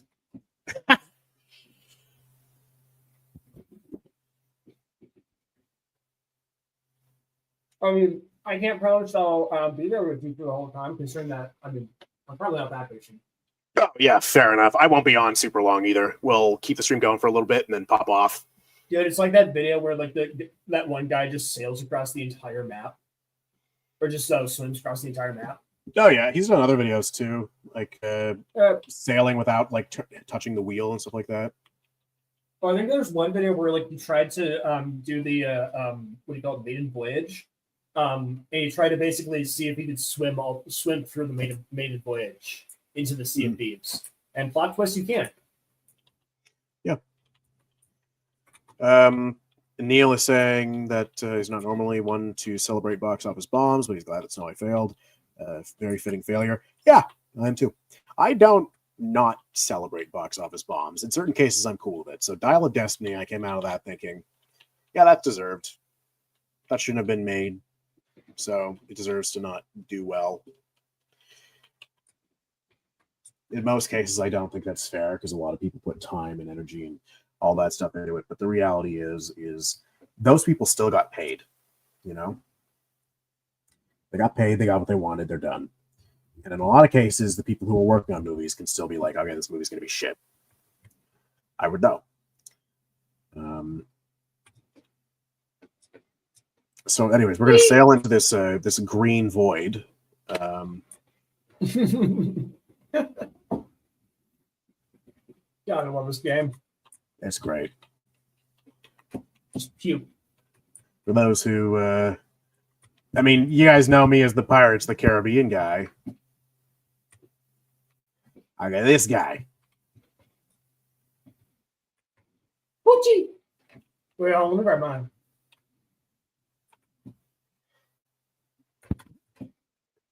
Doggy. Which I can do something really funny with. If you dare hurt Adam Sandler, I'm going to be mad. Okay. Sure.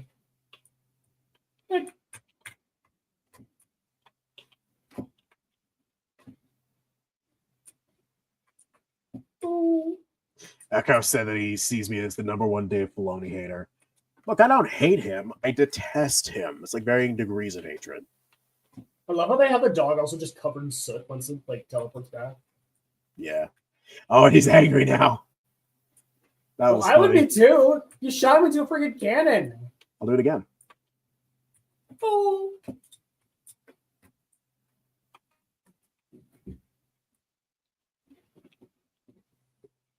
Be mad, hater. The dog actually moves, yes.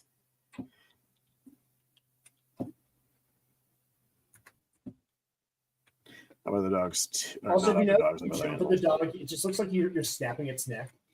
Yep. Looks terrible. Well, thank you, Jack. Ah. Seriously. Thank you, Jack.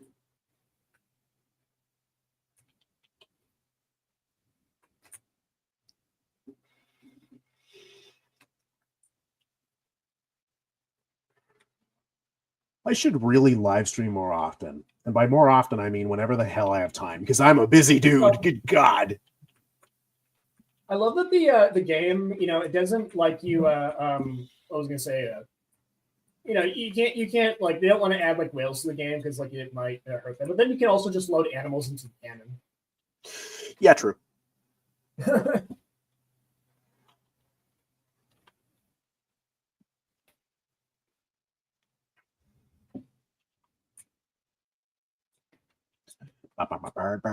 Burn is the word.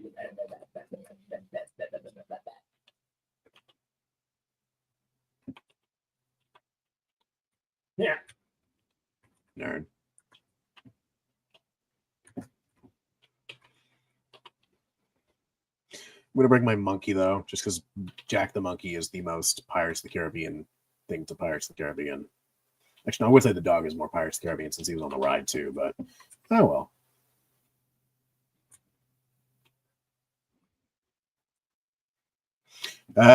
Neil saying he watched Pirates of the Caribbean 5 recently and was shocked by all the retcons, and you know, it's pretty bad. Yeah, it's pretty shit. They didn't really use any of the stuff written by the writers of the first four movies. They needlessly retconned a bunch of shit, but I mean that was also Disney's nostalgia era. They were more interested in pandering to the idea of Pirates of the Caribbean rather than making actual Pirates of the Caribbean content. Oh, this is going to be bloody. Hopefully they don't kill us outright.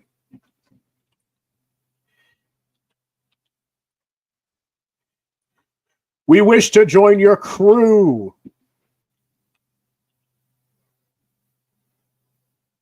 If you'll have us, I mean, I don't know, we'd like to join. Hola. Our wheel's going crazy. Oh, sick. You just said hop on. Sweet.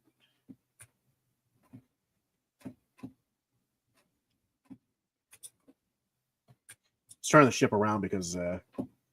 Sounds good. why would Jack surrender his compass? That's a really good question. That's a real good question. The question of all time.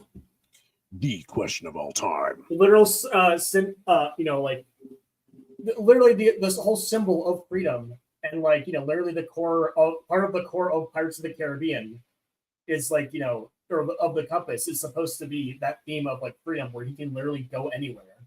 As he sails it for some drama. Yeah. Most prized possession. Where is the burning blade?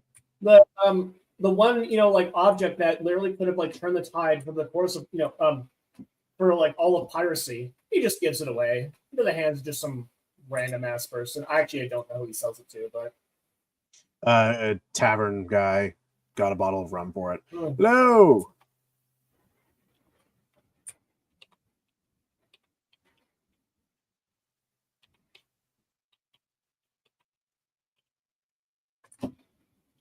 Oh.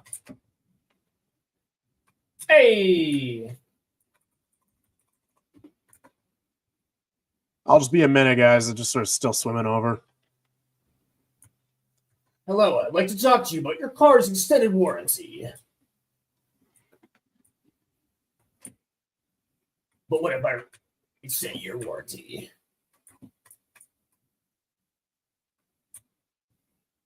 This music goes so hard. Holy shit. I also assume the Skelly boys are going to be going after me. Oh, yep. Oh, hey, Skelly boy. Just don't die. All right, sounds good.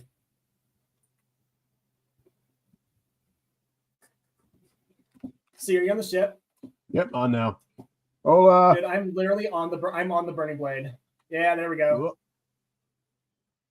Oh, this is crazy.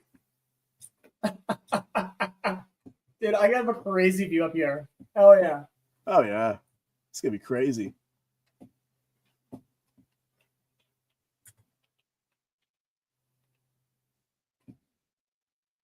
Could turn down the audio for What is?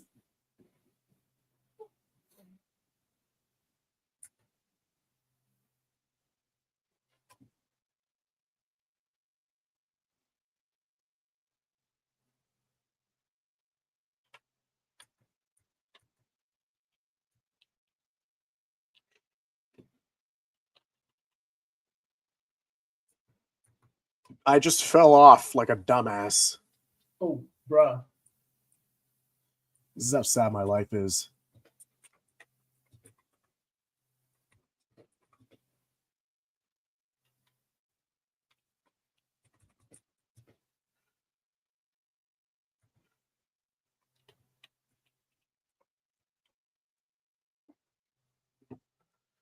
You might.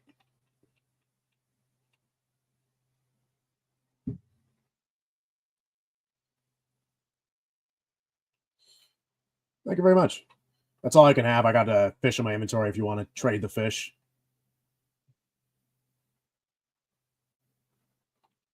I have no idea. Did he just jump off?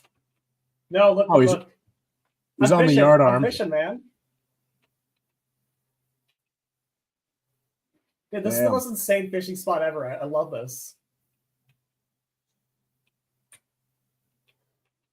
Here, I'll deposit the fish in my inventory into your barrels, and I'll take whatever else you got. Cool. Well, I have to cook it for it to have any value, don't I? True.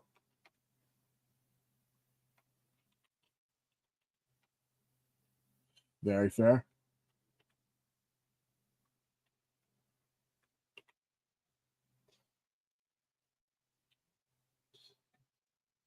That's totally fair.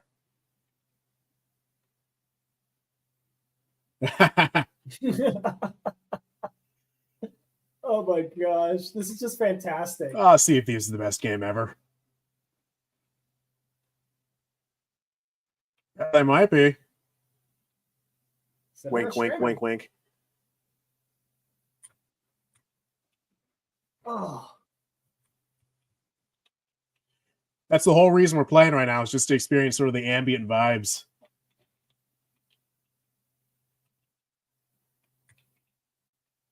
Yeah.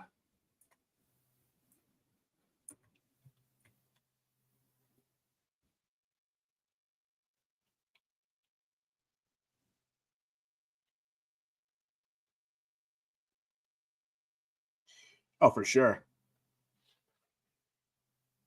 There is a glitch, or at least was. I'm not sure if it's still there, but the glitch, the glitch was like if you did that, fired yourself out of a cannon, and then got a mermaid, then you'd be able to have like a skeleton curse or whatever.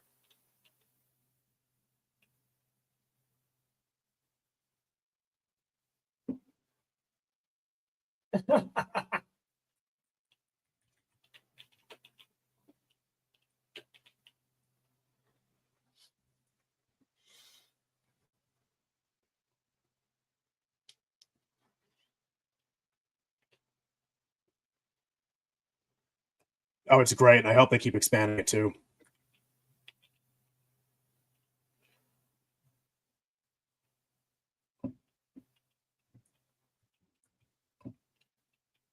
That'd be really cool.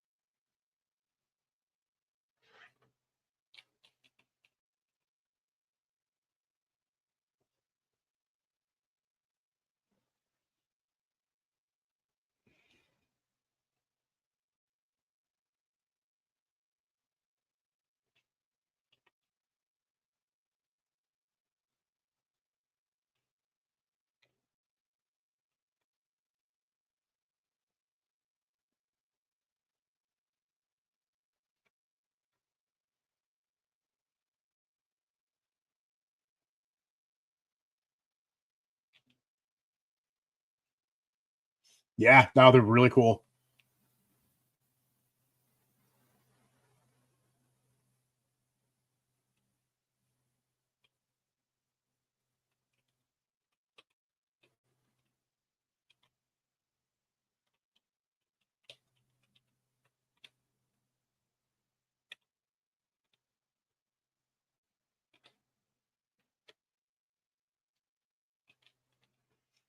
Yeah.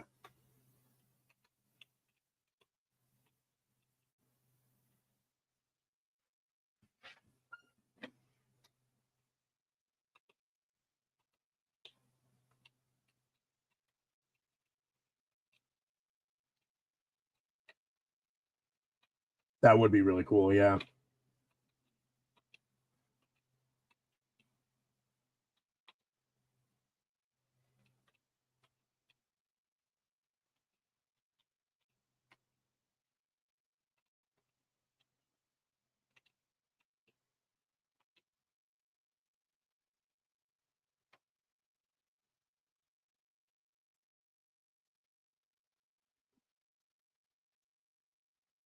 Oh, David, you missed a lot. We got destroyed, and then we joined a crew.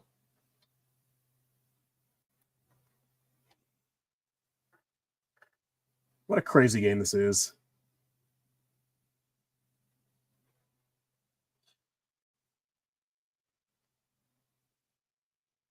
It's funny, we started the stream at this outpost. That's crazy. Or the first stream of 3. Hell yeah.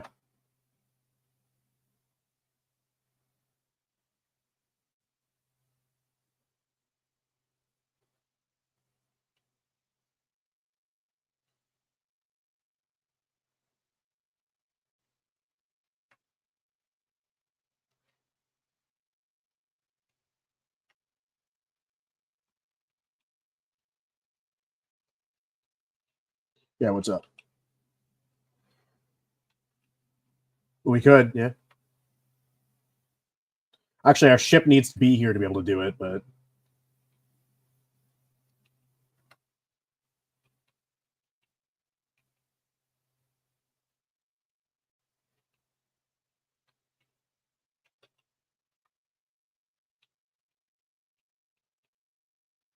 that would be pretty cool, yeah.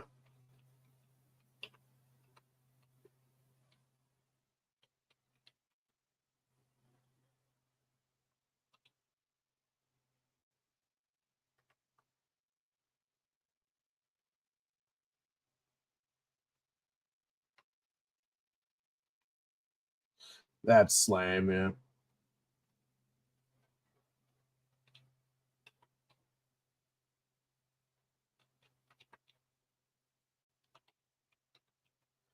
Well, exactly.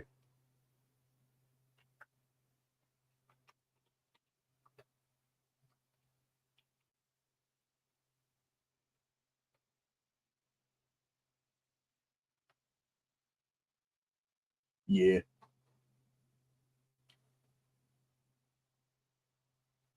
Well, I mean, it's easy enough to go do those caps or whatever and get those, especially if you got the number of people you got on the ship, right?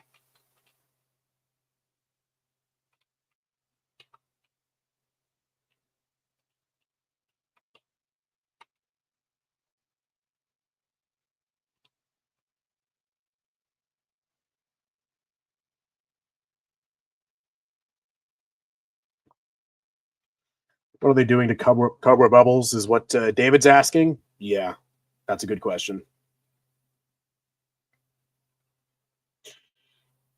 Thanks for popping into the stream, Neil. It's great having you. Hope you have a great rest of your day.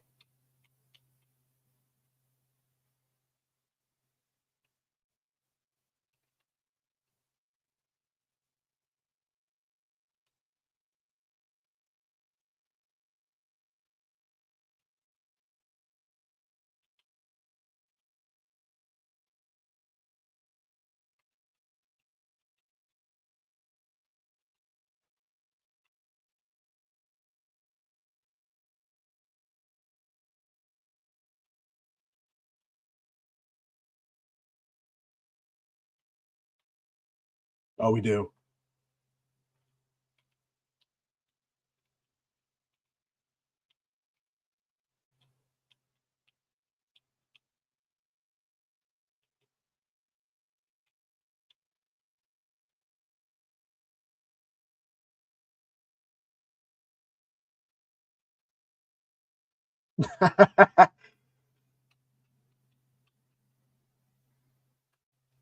Oh shit! Oh god! Okay. Oh fuck! You know what I'm gonna do is I'm gonna not have that on my stream. Dear God.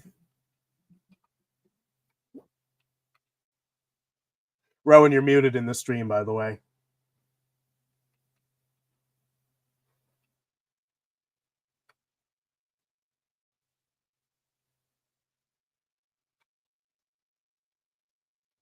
Yeah, I know I'm muted in the stream. It's just because you were, yeah, what the heck? Yeah, it's just because you were, I was also talking in game. I didn't want there to be an echo. Oh, gotcha. Yeah, I think it's really funny what these guys are doing. Let's get out of here. All right, sounds good. Want to just hop to like another server or what? Yeah, just it's the monkey thing. That's like that's not cool. Foul sense of humor is one thing, but I'm on a live stream right now. I gotta monetize. Woo. Ah, I see. I was not really paying. I was paying attention first. Oh dear God, the name of the monkey was awful. Oh God. Yep. Yeah, I just hopped out. Do you wanna shoot me an invite again? Or let's just try to get to a different server, honestly. Sure. The only issue is I don't really want to send you an invite and show my friends list on a live stream. Oh. I guess we'd have to stop the live No, stream. you're good. I removed my screen share from it. Ooh. So I'll shoot you an invite. Well, actually, yeah, we'll switch to another server. Well, actually, what we'll do is I'll invite you to my ship. Then we dive. Then we end up in a new server. Sure. Yeah, that monkey name was not What was great. the name? I don't think I saw it. I'm not repeating that in the stream. But I'll send you a message. How about DM it to me? Yeah, I'll send you a message. Good God, that was a name. I mean, I don't know. I don't expect that much from you, honestly.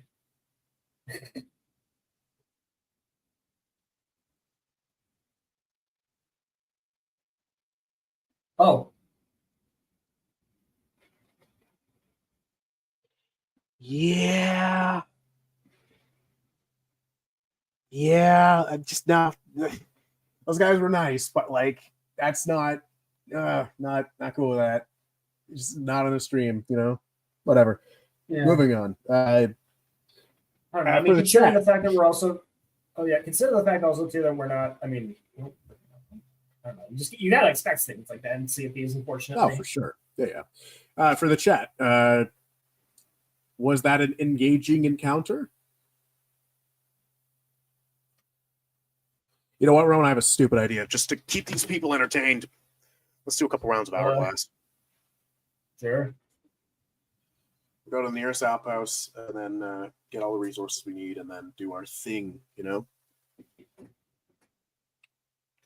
Anyways, you get my invite? Yeah. Yeah. Cool. It's just being weird. Gotta love Sea Thieves. It works very well all the time. Every day, bro. Like the Disney Channel. Oh, shut up.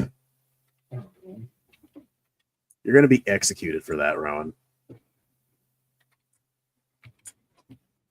ah! That was a terrified scream. I'm horrified. Where we respawn is actually really not far from the from Davy Jones's Coral Fortress. Now, for people in the chat who haven't played Sea of Thieves, in the Sea of Thieves crossover with Pirates of the Caribbean, this is a fortress that was erected by the Sirens as a base of operations for Davy Jones in his conquest of the Sea of Thieves. That's the fortress over there. Did you send me the invite again? Sorry, it's like being really weird right now. Oh, wait, I'm stupid. I wasn't even streaming the fucking thing, so I couldn't even show the chat that. Am I stupid? Yeah, I am pretty stupid.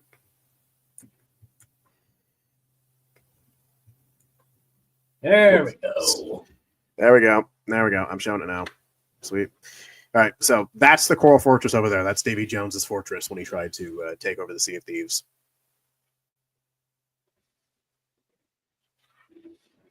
It's a pretty cool place. Cool tall tale too. Some good story stuff. Cool boss battle.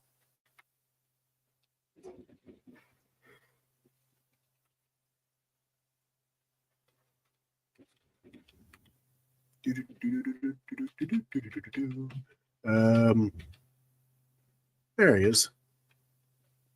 There we go. Wait, what the heck? Oh, that is bizarre. Oh my gosh. What?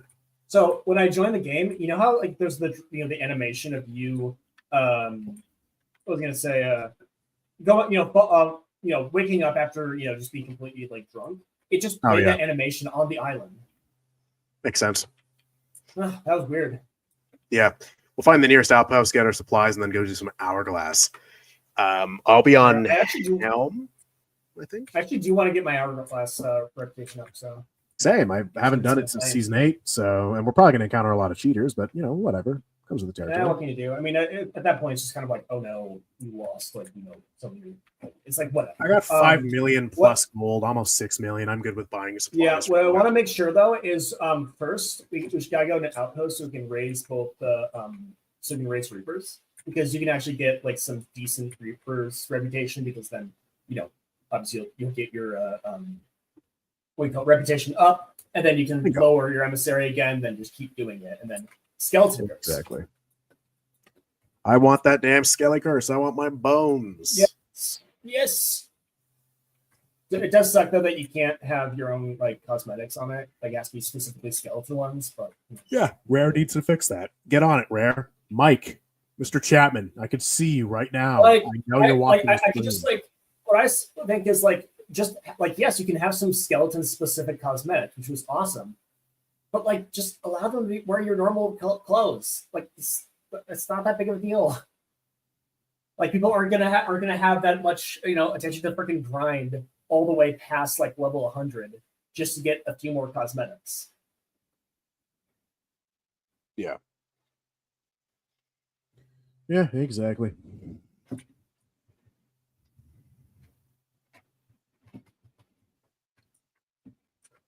I should also do Marvel Rivals streams too, because Marvel Rivals is all the rage these days.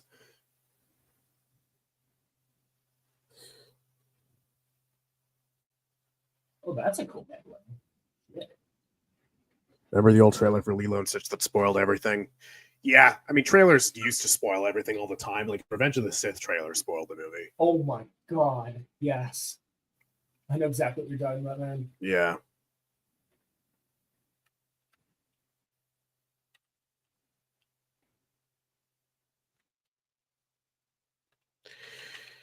Yeah, we'll get food, get supplies, get cooking, all that stuff.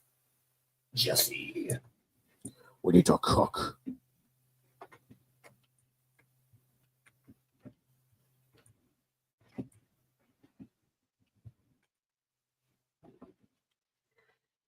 Only 4 people on the stream. Holy crap. Everyone, share the stream with your mother-in-law.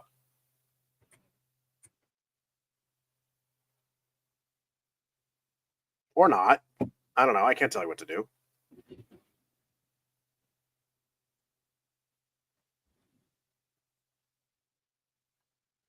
Oh my god. Oh hell no, man. What the fuck?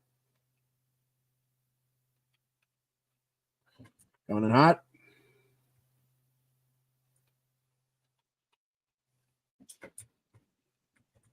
Yeah. I'm trying to park us. Fine, I'm sorry. Fuck off. No, never. Hey, thank you, Elbow. I'm glad you like him. I have an attention deficit that is a discrimination. All right. You know what? I do too, jackass. Officially diagnosed? Dare use my... No. But it's like very self-evident. Well, yeah, no shit. Consider the fact you can handle me. Yeah. Seagulls. Yeah. Pirates of the Caribbean videos. I like doing those. They're pretty epic. Can you harpoon the seagulls? I want to have that be a feature. I want to harpoon the bird.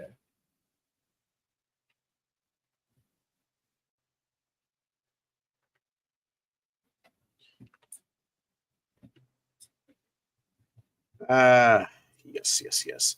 You guys are going to be seeing some engaging, exciting content. We're going to blow some shit up. It's going to be brutal.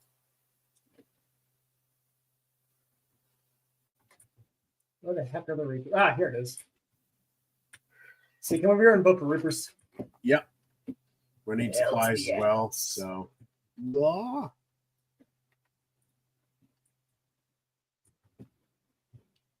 Let's see what I'm at for. I actually don't remember what I'm at for Servants of the Flame and Reapers. 13 Servants of the Flame. Mine is. Level... What's yours at? It's loading. Servants of the Flame. 15, almost 16. Like a hair away from 16. Right, cool. My Reaper's Bones is level 81. Jesus. Yeah. Well, at least you're closer than I am. Yeah. David saying that someone told him that Transformers 1 is a similar issue to Hunchback of Notre Dame, that the comic relief is kind of hit or miss. I wouldn't worry about it. I'd say the humor is, humor is, your enjoyment of humor is going to be subjective. So I wouldn't really put too much onus of what someone thinks of the humor for themselves, to be completely honest. What they think of it is just what they think of it, and there's nothing really...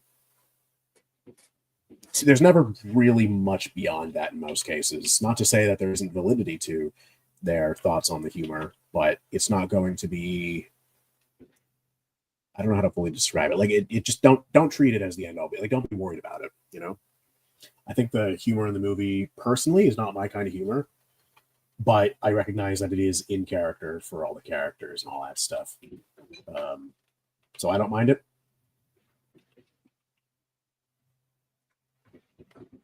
But I mean, I watched that movie for the just really, really tight character work with Orion Pax and D16. Fantastic characters, just absolutely fantastic.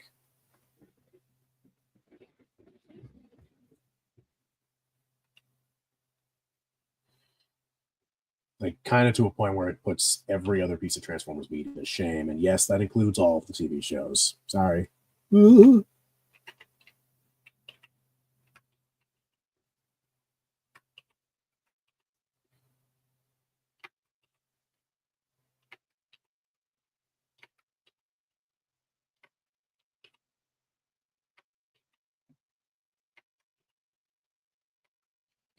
Okay, I got the food barrels ready to go if you want to cook some of that stuff. And I'm going to grab some. You're on top of the rock. Yes, Sam. What was I getting? I was getting. Hey, Wayne the Rock Down and load Johnson. up the shit. We're doing PvP, boy. No time for dilly dallying.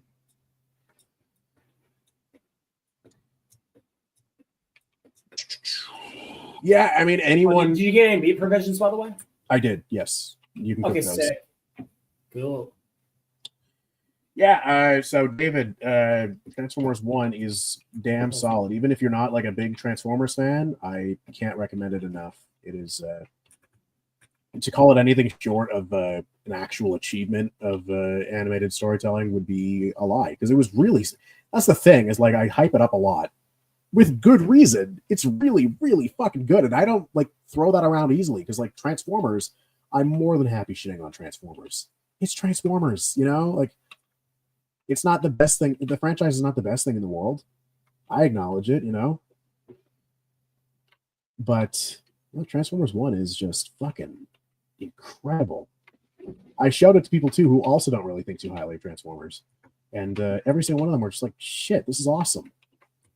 Oh yeah, good. I remember when I watched Transformers 1 with some of my friends, we did like a watch party of it, because I was trying to hype them up about it, and they were like freaking out by the end of it. Like they literally they literally started cheering just at the end of it, once D16 arrives, as Optimus Prime. It's just like, holy shit. And it was just like genuinely one of the most exciting moments I think I've had while watching a movie. It was awesome.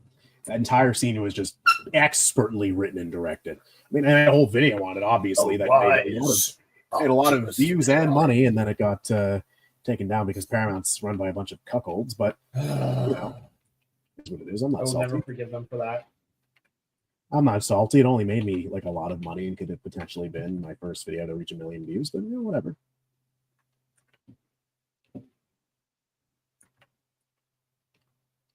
I will never forgive them for not for basically canceling any sort of sequel.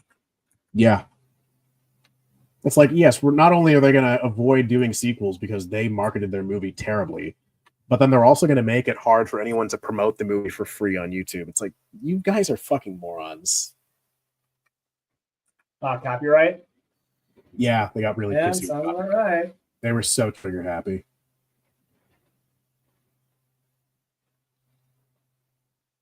What can you do? Yeah. That's unfortunate, honestly. Yeah.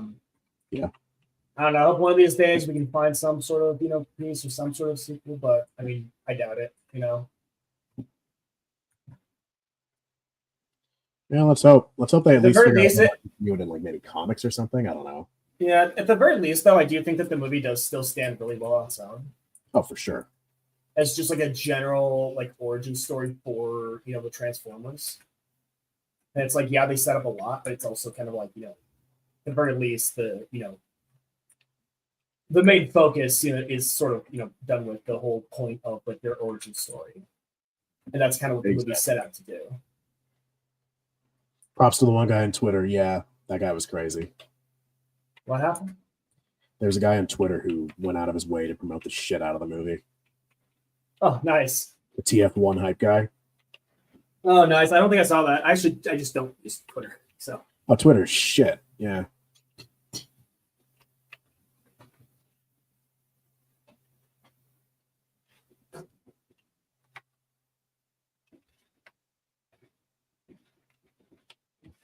And meat provisions are going well. Once you're done cooking all that, we'll go sail. Actually, go and vote on the hourglass table. Go vote for that. Sure. Cool. Oh, we're gonna fuck people's shit up. Open war map. God, it's so cool.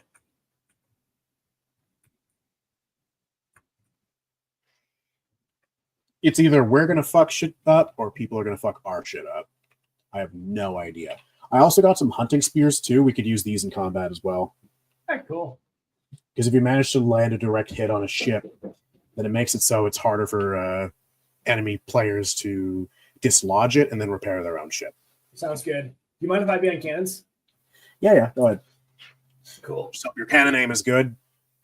It's decent. Okay.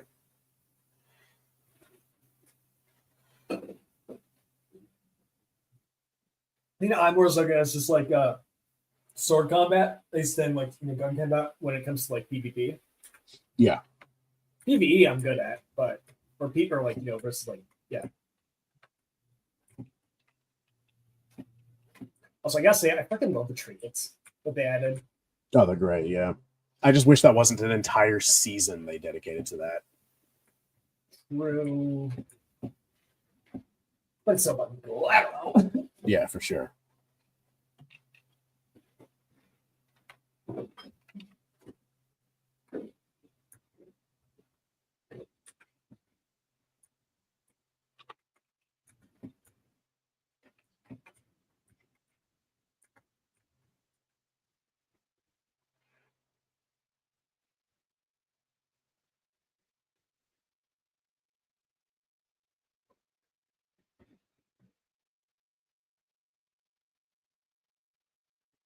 What's going on in the chat?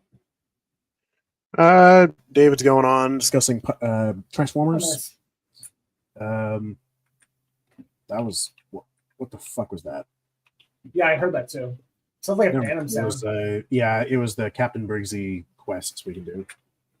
Oh, did you accidentally start Shit! Get up top. Can we cancel it? No, we can't. Get up top. Yes, we can. No, we can't. No, we are already in battle. Oh. Yeah, get up top. Okay. Get on cannons. Get ready. Oh, what? Okay. Yeah, let me just we're moving. It doesn't put it down. Yep, All right. take it off the stove, put it in. Let's get ready. You're on cannons. All right, sure. Okay.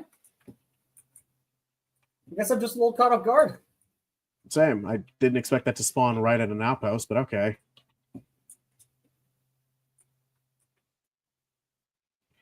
I'm going to keep you on left side. Left side? All right. Oh, I see. All right.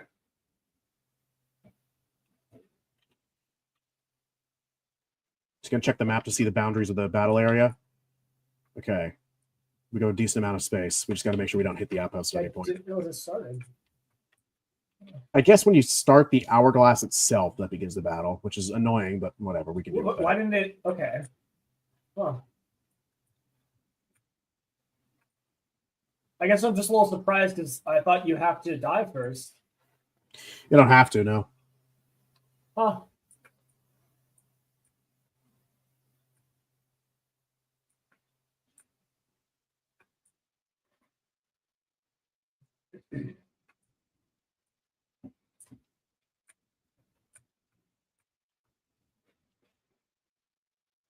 They're like maneuvering around the island. What are they?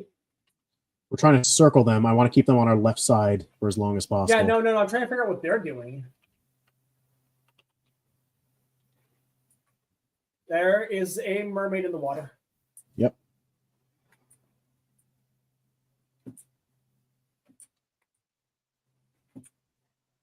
We'll keep an eye on ladders.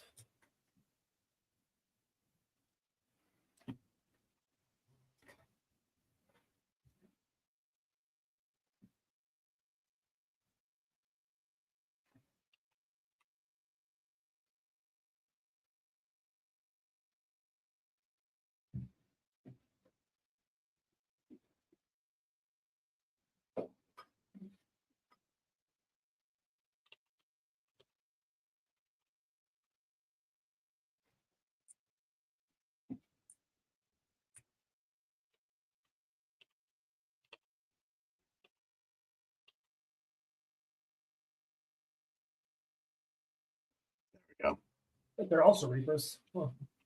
Yeah, they changed it so instead of always having to be Athenas versus Reapers, it can be anything. Which doesn't like make that much sense lore-wise, but Doesn't make sense lore-wise, but it works. Get ready on left side cannons. yep.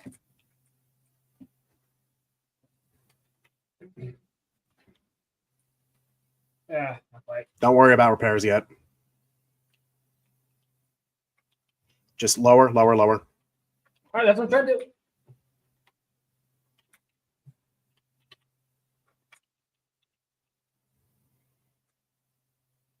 Oh, I died. Crap. Okay, from now on, when you die, just immediately send yourself to the ferry because I gotta get repairs, man. All right. And once you get back, immediately start bucketing. This is an ugly looking situation. We'll be good. We'll be good. We'll be good. Yeah, hopefully. Don't say that. Don't say that. Don't say that. We'll be good. We'll be fine. We'll be fine. Someone's anchored us already. Get back and immediately kill him. We'll be fine. Yeah, We'll be fine. shit. We'll be fine. I'm dead. Double gunners. We'll be fine. We'll be fine. We'll be fine. We'll be fine. We'll be fine. All right. Don't worry. Okay.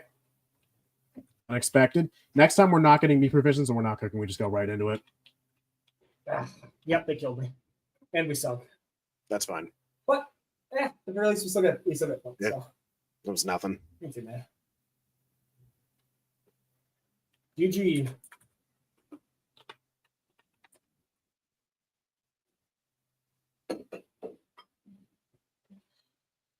Yeah, just for Hourglass, when you die, just immediately go to the ferry, and then you'll be back All right, soon cool. enough. Because I thought you were close enough for 5 minutes, but yeah, I'm not done. No. That's all good. That was a failure of communication on my part. Yeah, so good, man. Probably do 1 or 2 more rounds, and then I'll head off. Sure. I mean, honestly, I don't mind considering the fact that you also do get, your servants of flame like up anyway. So Now, there are people that lost farm, which is basically constantly going into battle just to die. oh, I actually ran into that. It was really annoying, honestly. Yeah. Because I was just kind of there, just like, dude, I just want to like fight. Yeah. You want to kill people, and don't worry, I'm the same way too. I want to kill people as well.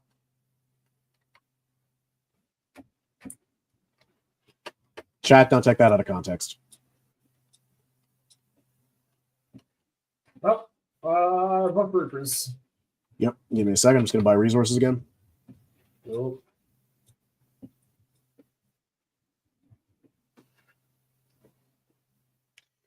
How would I rank the James Bond films? Give me like another year to rewatch all the Bond films and then rank them each individually.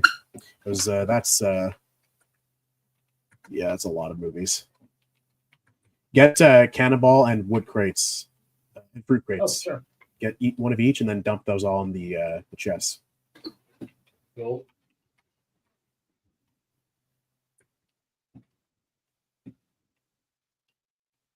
Fruitcake, Cannonball Crate.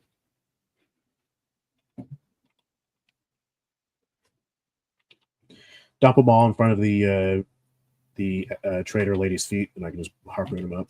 Oh, okay. Whoops. Whoop. Yeah. I started going on before you said that, so there we go.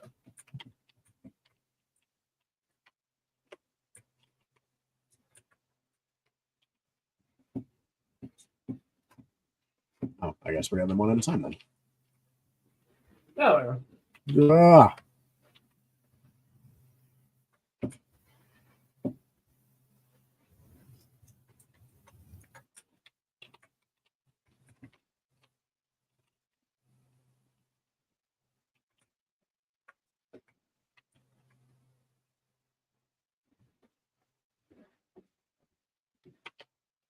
Should hopefully be enough.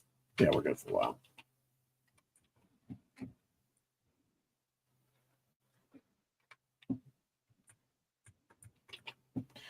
Okay, we have everything we need. Cool. Just note the bulk of our cannonballs are in the bottom barrel. Okay. Should we get any hunting spears? If you want to get them, sure. Nah. In that case, let's get the fuck out of here. Get right back into it. Nope. Skedaddle, skedoodle. Okay. And lower the sails.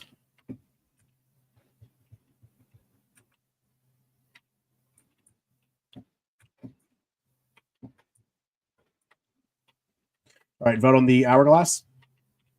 Okay, and then we open this and we vote to dive. For those of you who don't know Sea of Thieves, this scene goes hard as shit. Oh, prepare yourselves.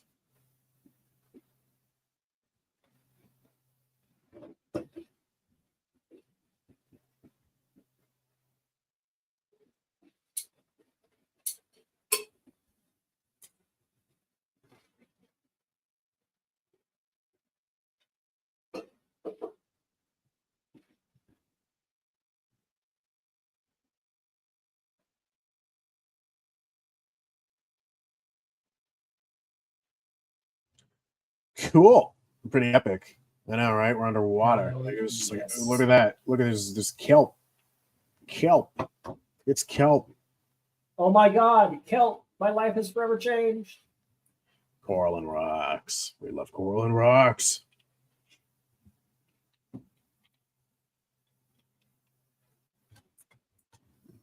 Wait, I want to try something stupid. Okay, firebombs don't work underwater. Plot twist. I know, right? It's crazy. Can't believe it. I can't believe it. I'm losing to a rug. Wait, do blunder bombs work though? Of course they work. They're blunder bombs. Blunder bombs already work underwater. Don't do it when we're about to go into battle, please. Sorry. Brother. Wait, doesn't look like you even take damage here. Yeah, I guess not. Oh, because this is technically just a load zone. Searching for an opponent. Okay. Be ready at the cannons, by the way, just when we end up diving up or shooting back up, ascending. So just be ready at the cannon. Sounds good. I'll use this time to, I don't know, read a limerick. No, I'm not doing that. That's lame.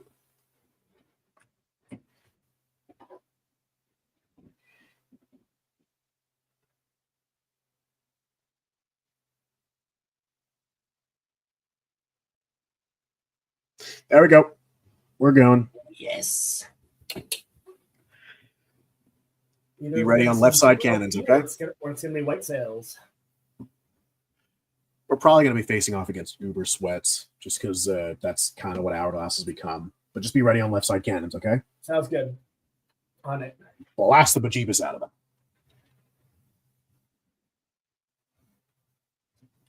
We are so going to die.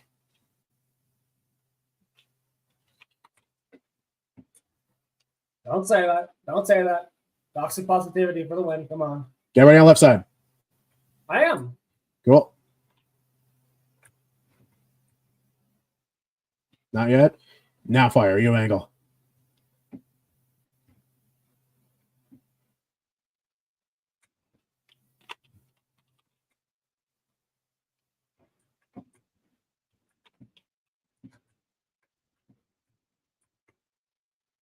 Don't have angle yet. They're going too fast. Okay. These guys might not be good, but who knows?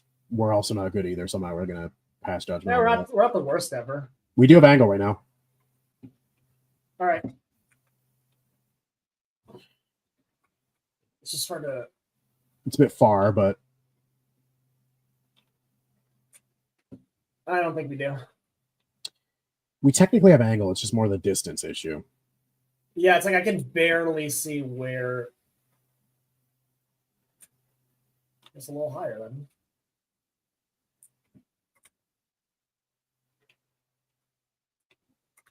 Hold up. If you can't hit them also, just sort of be conservative with your shots, you know?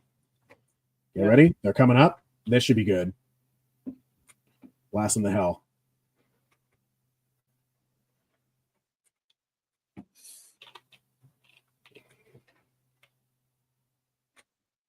Well, they're trying to get on. Yep. I'll get repairs. You Just said watch the repairs? ladders too. All right. Actually, we don't have too bad of damage. We're good. For All now, right. at They're least. just screaming A. Hey, hey, hey. Yeah, we're fine. Fire I don't door. think these guys are experienced. So they are aren't.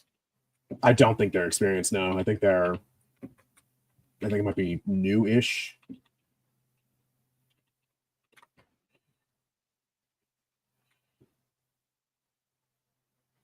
Should have angled now.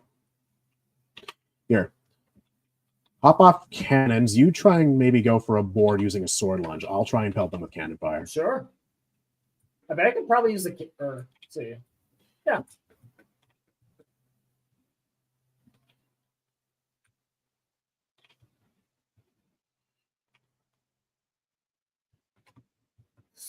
Oh, I'm so close. Crap. Oh, I don't have a grapple gun. It's fine. It's all good. Okay, next time I'll use the grapple. I'll get the grapple gun actually, but I could probably board. They're really not hitting their shots. Oh, there we go. Okay, dude, stop spamming aid.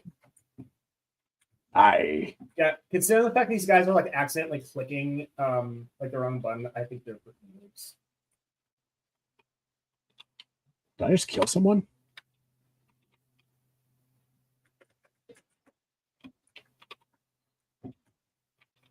They are not noticing me at all, trying to board their ship. That's crazy. Okay, I hit one of their cannoneers. There we go. I killed one of their cannoneers. That's good. I'm gonna get back on because I accidentally missed it. Oh, Okay, that's fine. Get back to the ship and start repairs. Start repairs. Yeah. Cool.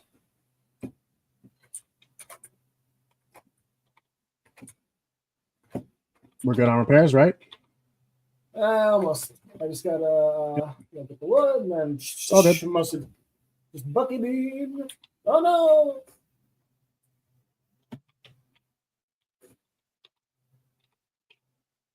Yeah, I don't think these guys are much of a threat, honestly. Well, they just set us on fire, so that's not good. Well, that sucks. Yeah.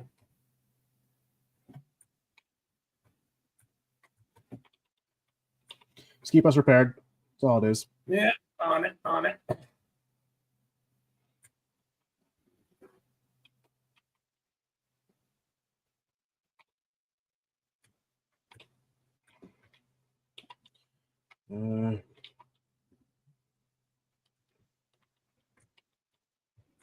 Here, you take the wheel. Slow. On it. Oh, fuck, I got one bulb. Okay, just keep us prepared. Oh. We're reviving. Okay, all right. Oh my gosh, we just lost our sail. Ah, crap. Okay, just focus on making sure. Just get the sail. Focus on the sail before the water. All right, I'm gonna need you back here. David, I agree with you. Shoot. What's going on? Oh gosh. Oh, Verbalize. gosh. What's going on? And they're firing thunder bombs at us. Okay, all right. Okay. Crap. We're good. Crap. We're good. Are you dead or are you alive? You need to verbalize. No, I'm alive. Okay. No, if I was dead, I'll tell you. Yeah, we're good. We're good. Look at that. Mast is repaired. All right, fan. Now get us moving. Crap. Just get us moving. That's it. Get on cannons too to make sure they can fucking stop because they're you dead want cannons? All right. Yes. Or just at least figure out a way to be able to left side. You're not going to hit them on that side. Oh, all right. Yep. Just because they're getting us right now, they're getting us bad. We got water. Well, we don't have angle on left side. Well, just wait till they're in angle. And then repair as well. Prevent any borders. I can hear a border coming on. We got water filling up down below as well. Okay. Now watch your back.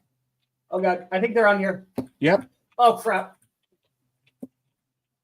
Oh crap, I'm dead.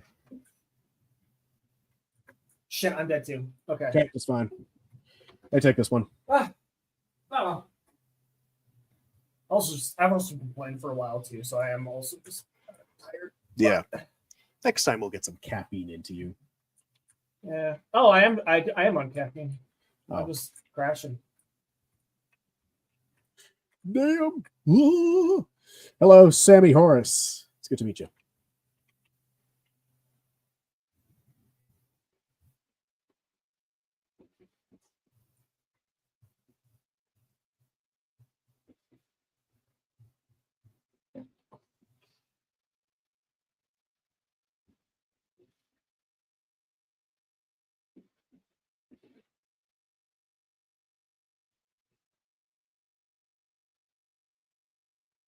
It's a very somber moment. F in the chat, folks.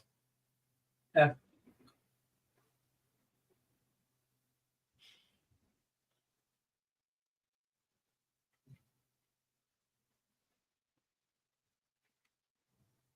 I think I might be Sea of Thieves out for the day. Honestly, yeah. I was about to say. Okay, so. Oh, fuck, I just fell off a cliff. Oh, fuck, I just fell off a second cliff. Dude, fell off. Oh, Dude fuck, I just literally fell fell off a off. third cliff. I did fall off, yeah. Meanwhile, I fell off in 2003. Damn, that's heartbreaking. Anyways, I think that's going to be it for the stream. Hate to end it on a low note, but I also need to like eat. You know, like eating is a fun thing that makes me very happy because I'm a little bit of a fat ass. So yeah, that's what's on the agenda. I'm gonna get something to eat. It's probably gonna be chicken because I love chicken. I don't know what else to say. Good. I mean, that's just kind of where I'm going. I'm rambling right now because I'm a candidate for the president of the United States of America because of how much I ramble and go on extreme random tangents. Oh, exactly. Yeah, let's both run for president. Co-president. We love Sea of Thieves. We love it a lot. We love Sea of Thieves. We love seeing I'll be your vice president. Vice President Rowan the Rigetti. He's the guy. Rigetti. We love him a lot. Yeah, it was great having everyone in the chat. All right. Great everyone in the chat. Thanks for all the cool questions and stuff. I'm going to be doing this more often from now on, just hopefully with less technical issues. But yeah, it's been a lot of fun. Thank you, Magma. Thank you, David. Thank you, Sammy. Thank you, just everyone who was on. It's been a lot of fun. It's been wonderful.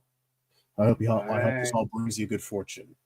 Awesome sauce. Peace, guys. See you next time. Adios, amigos.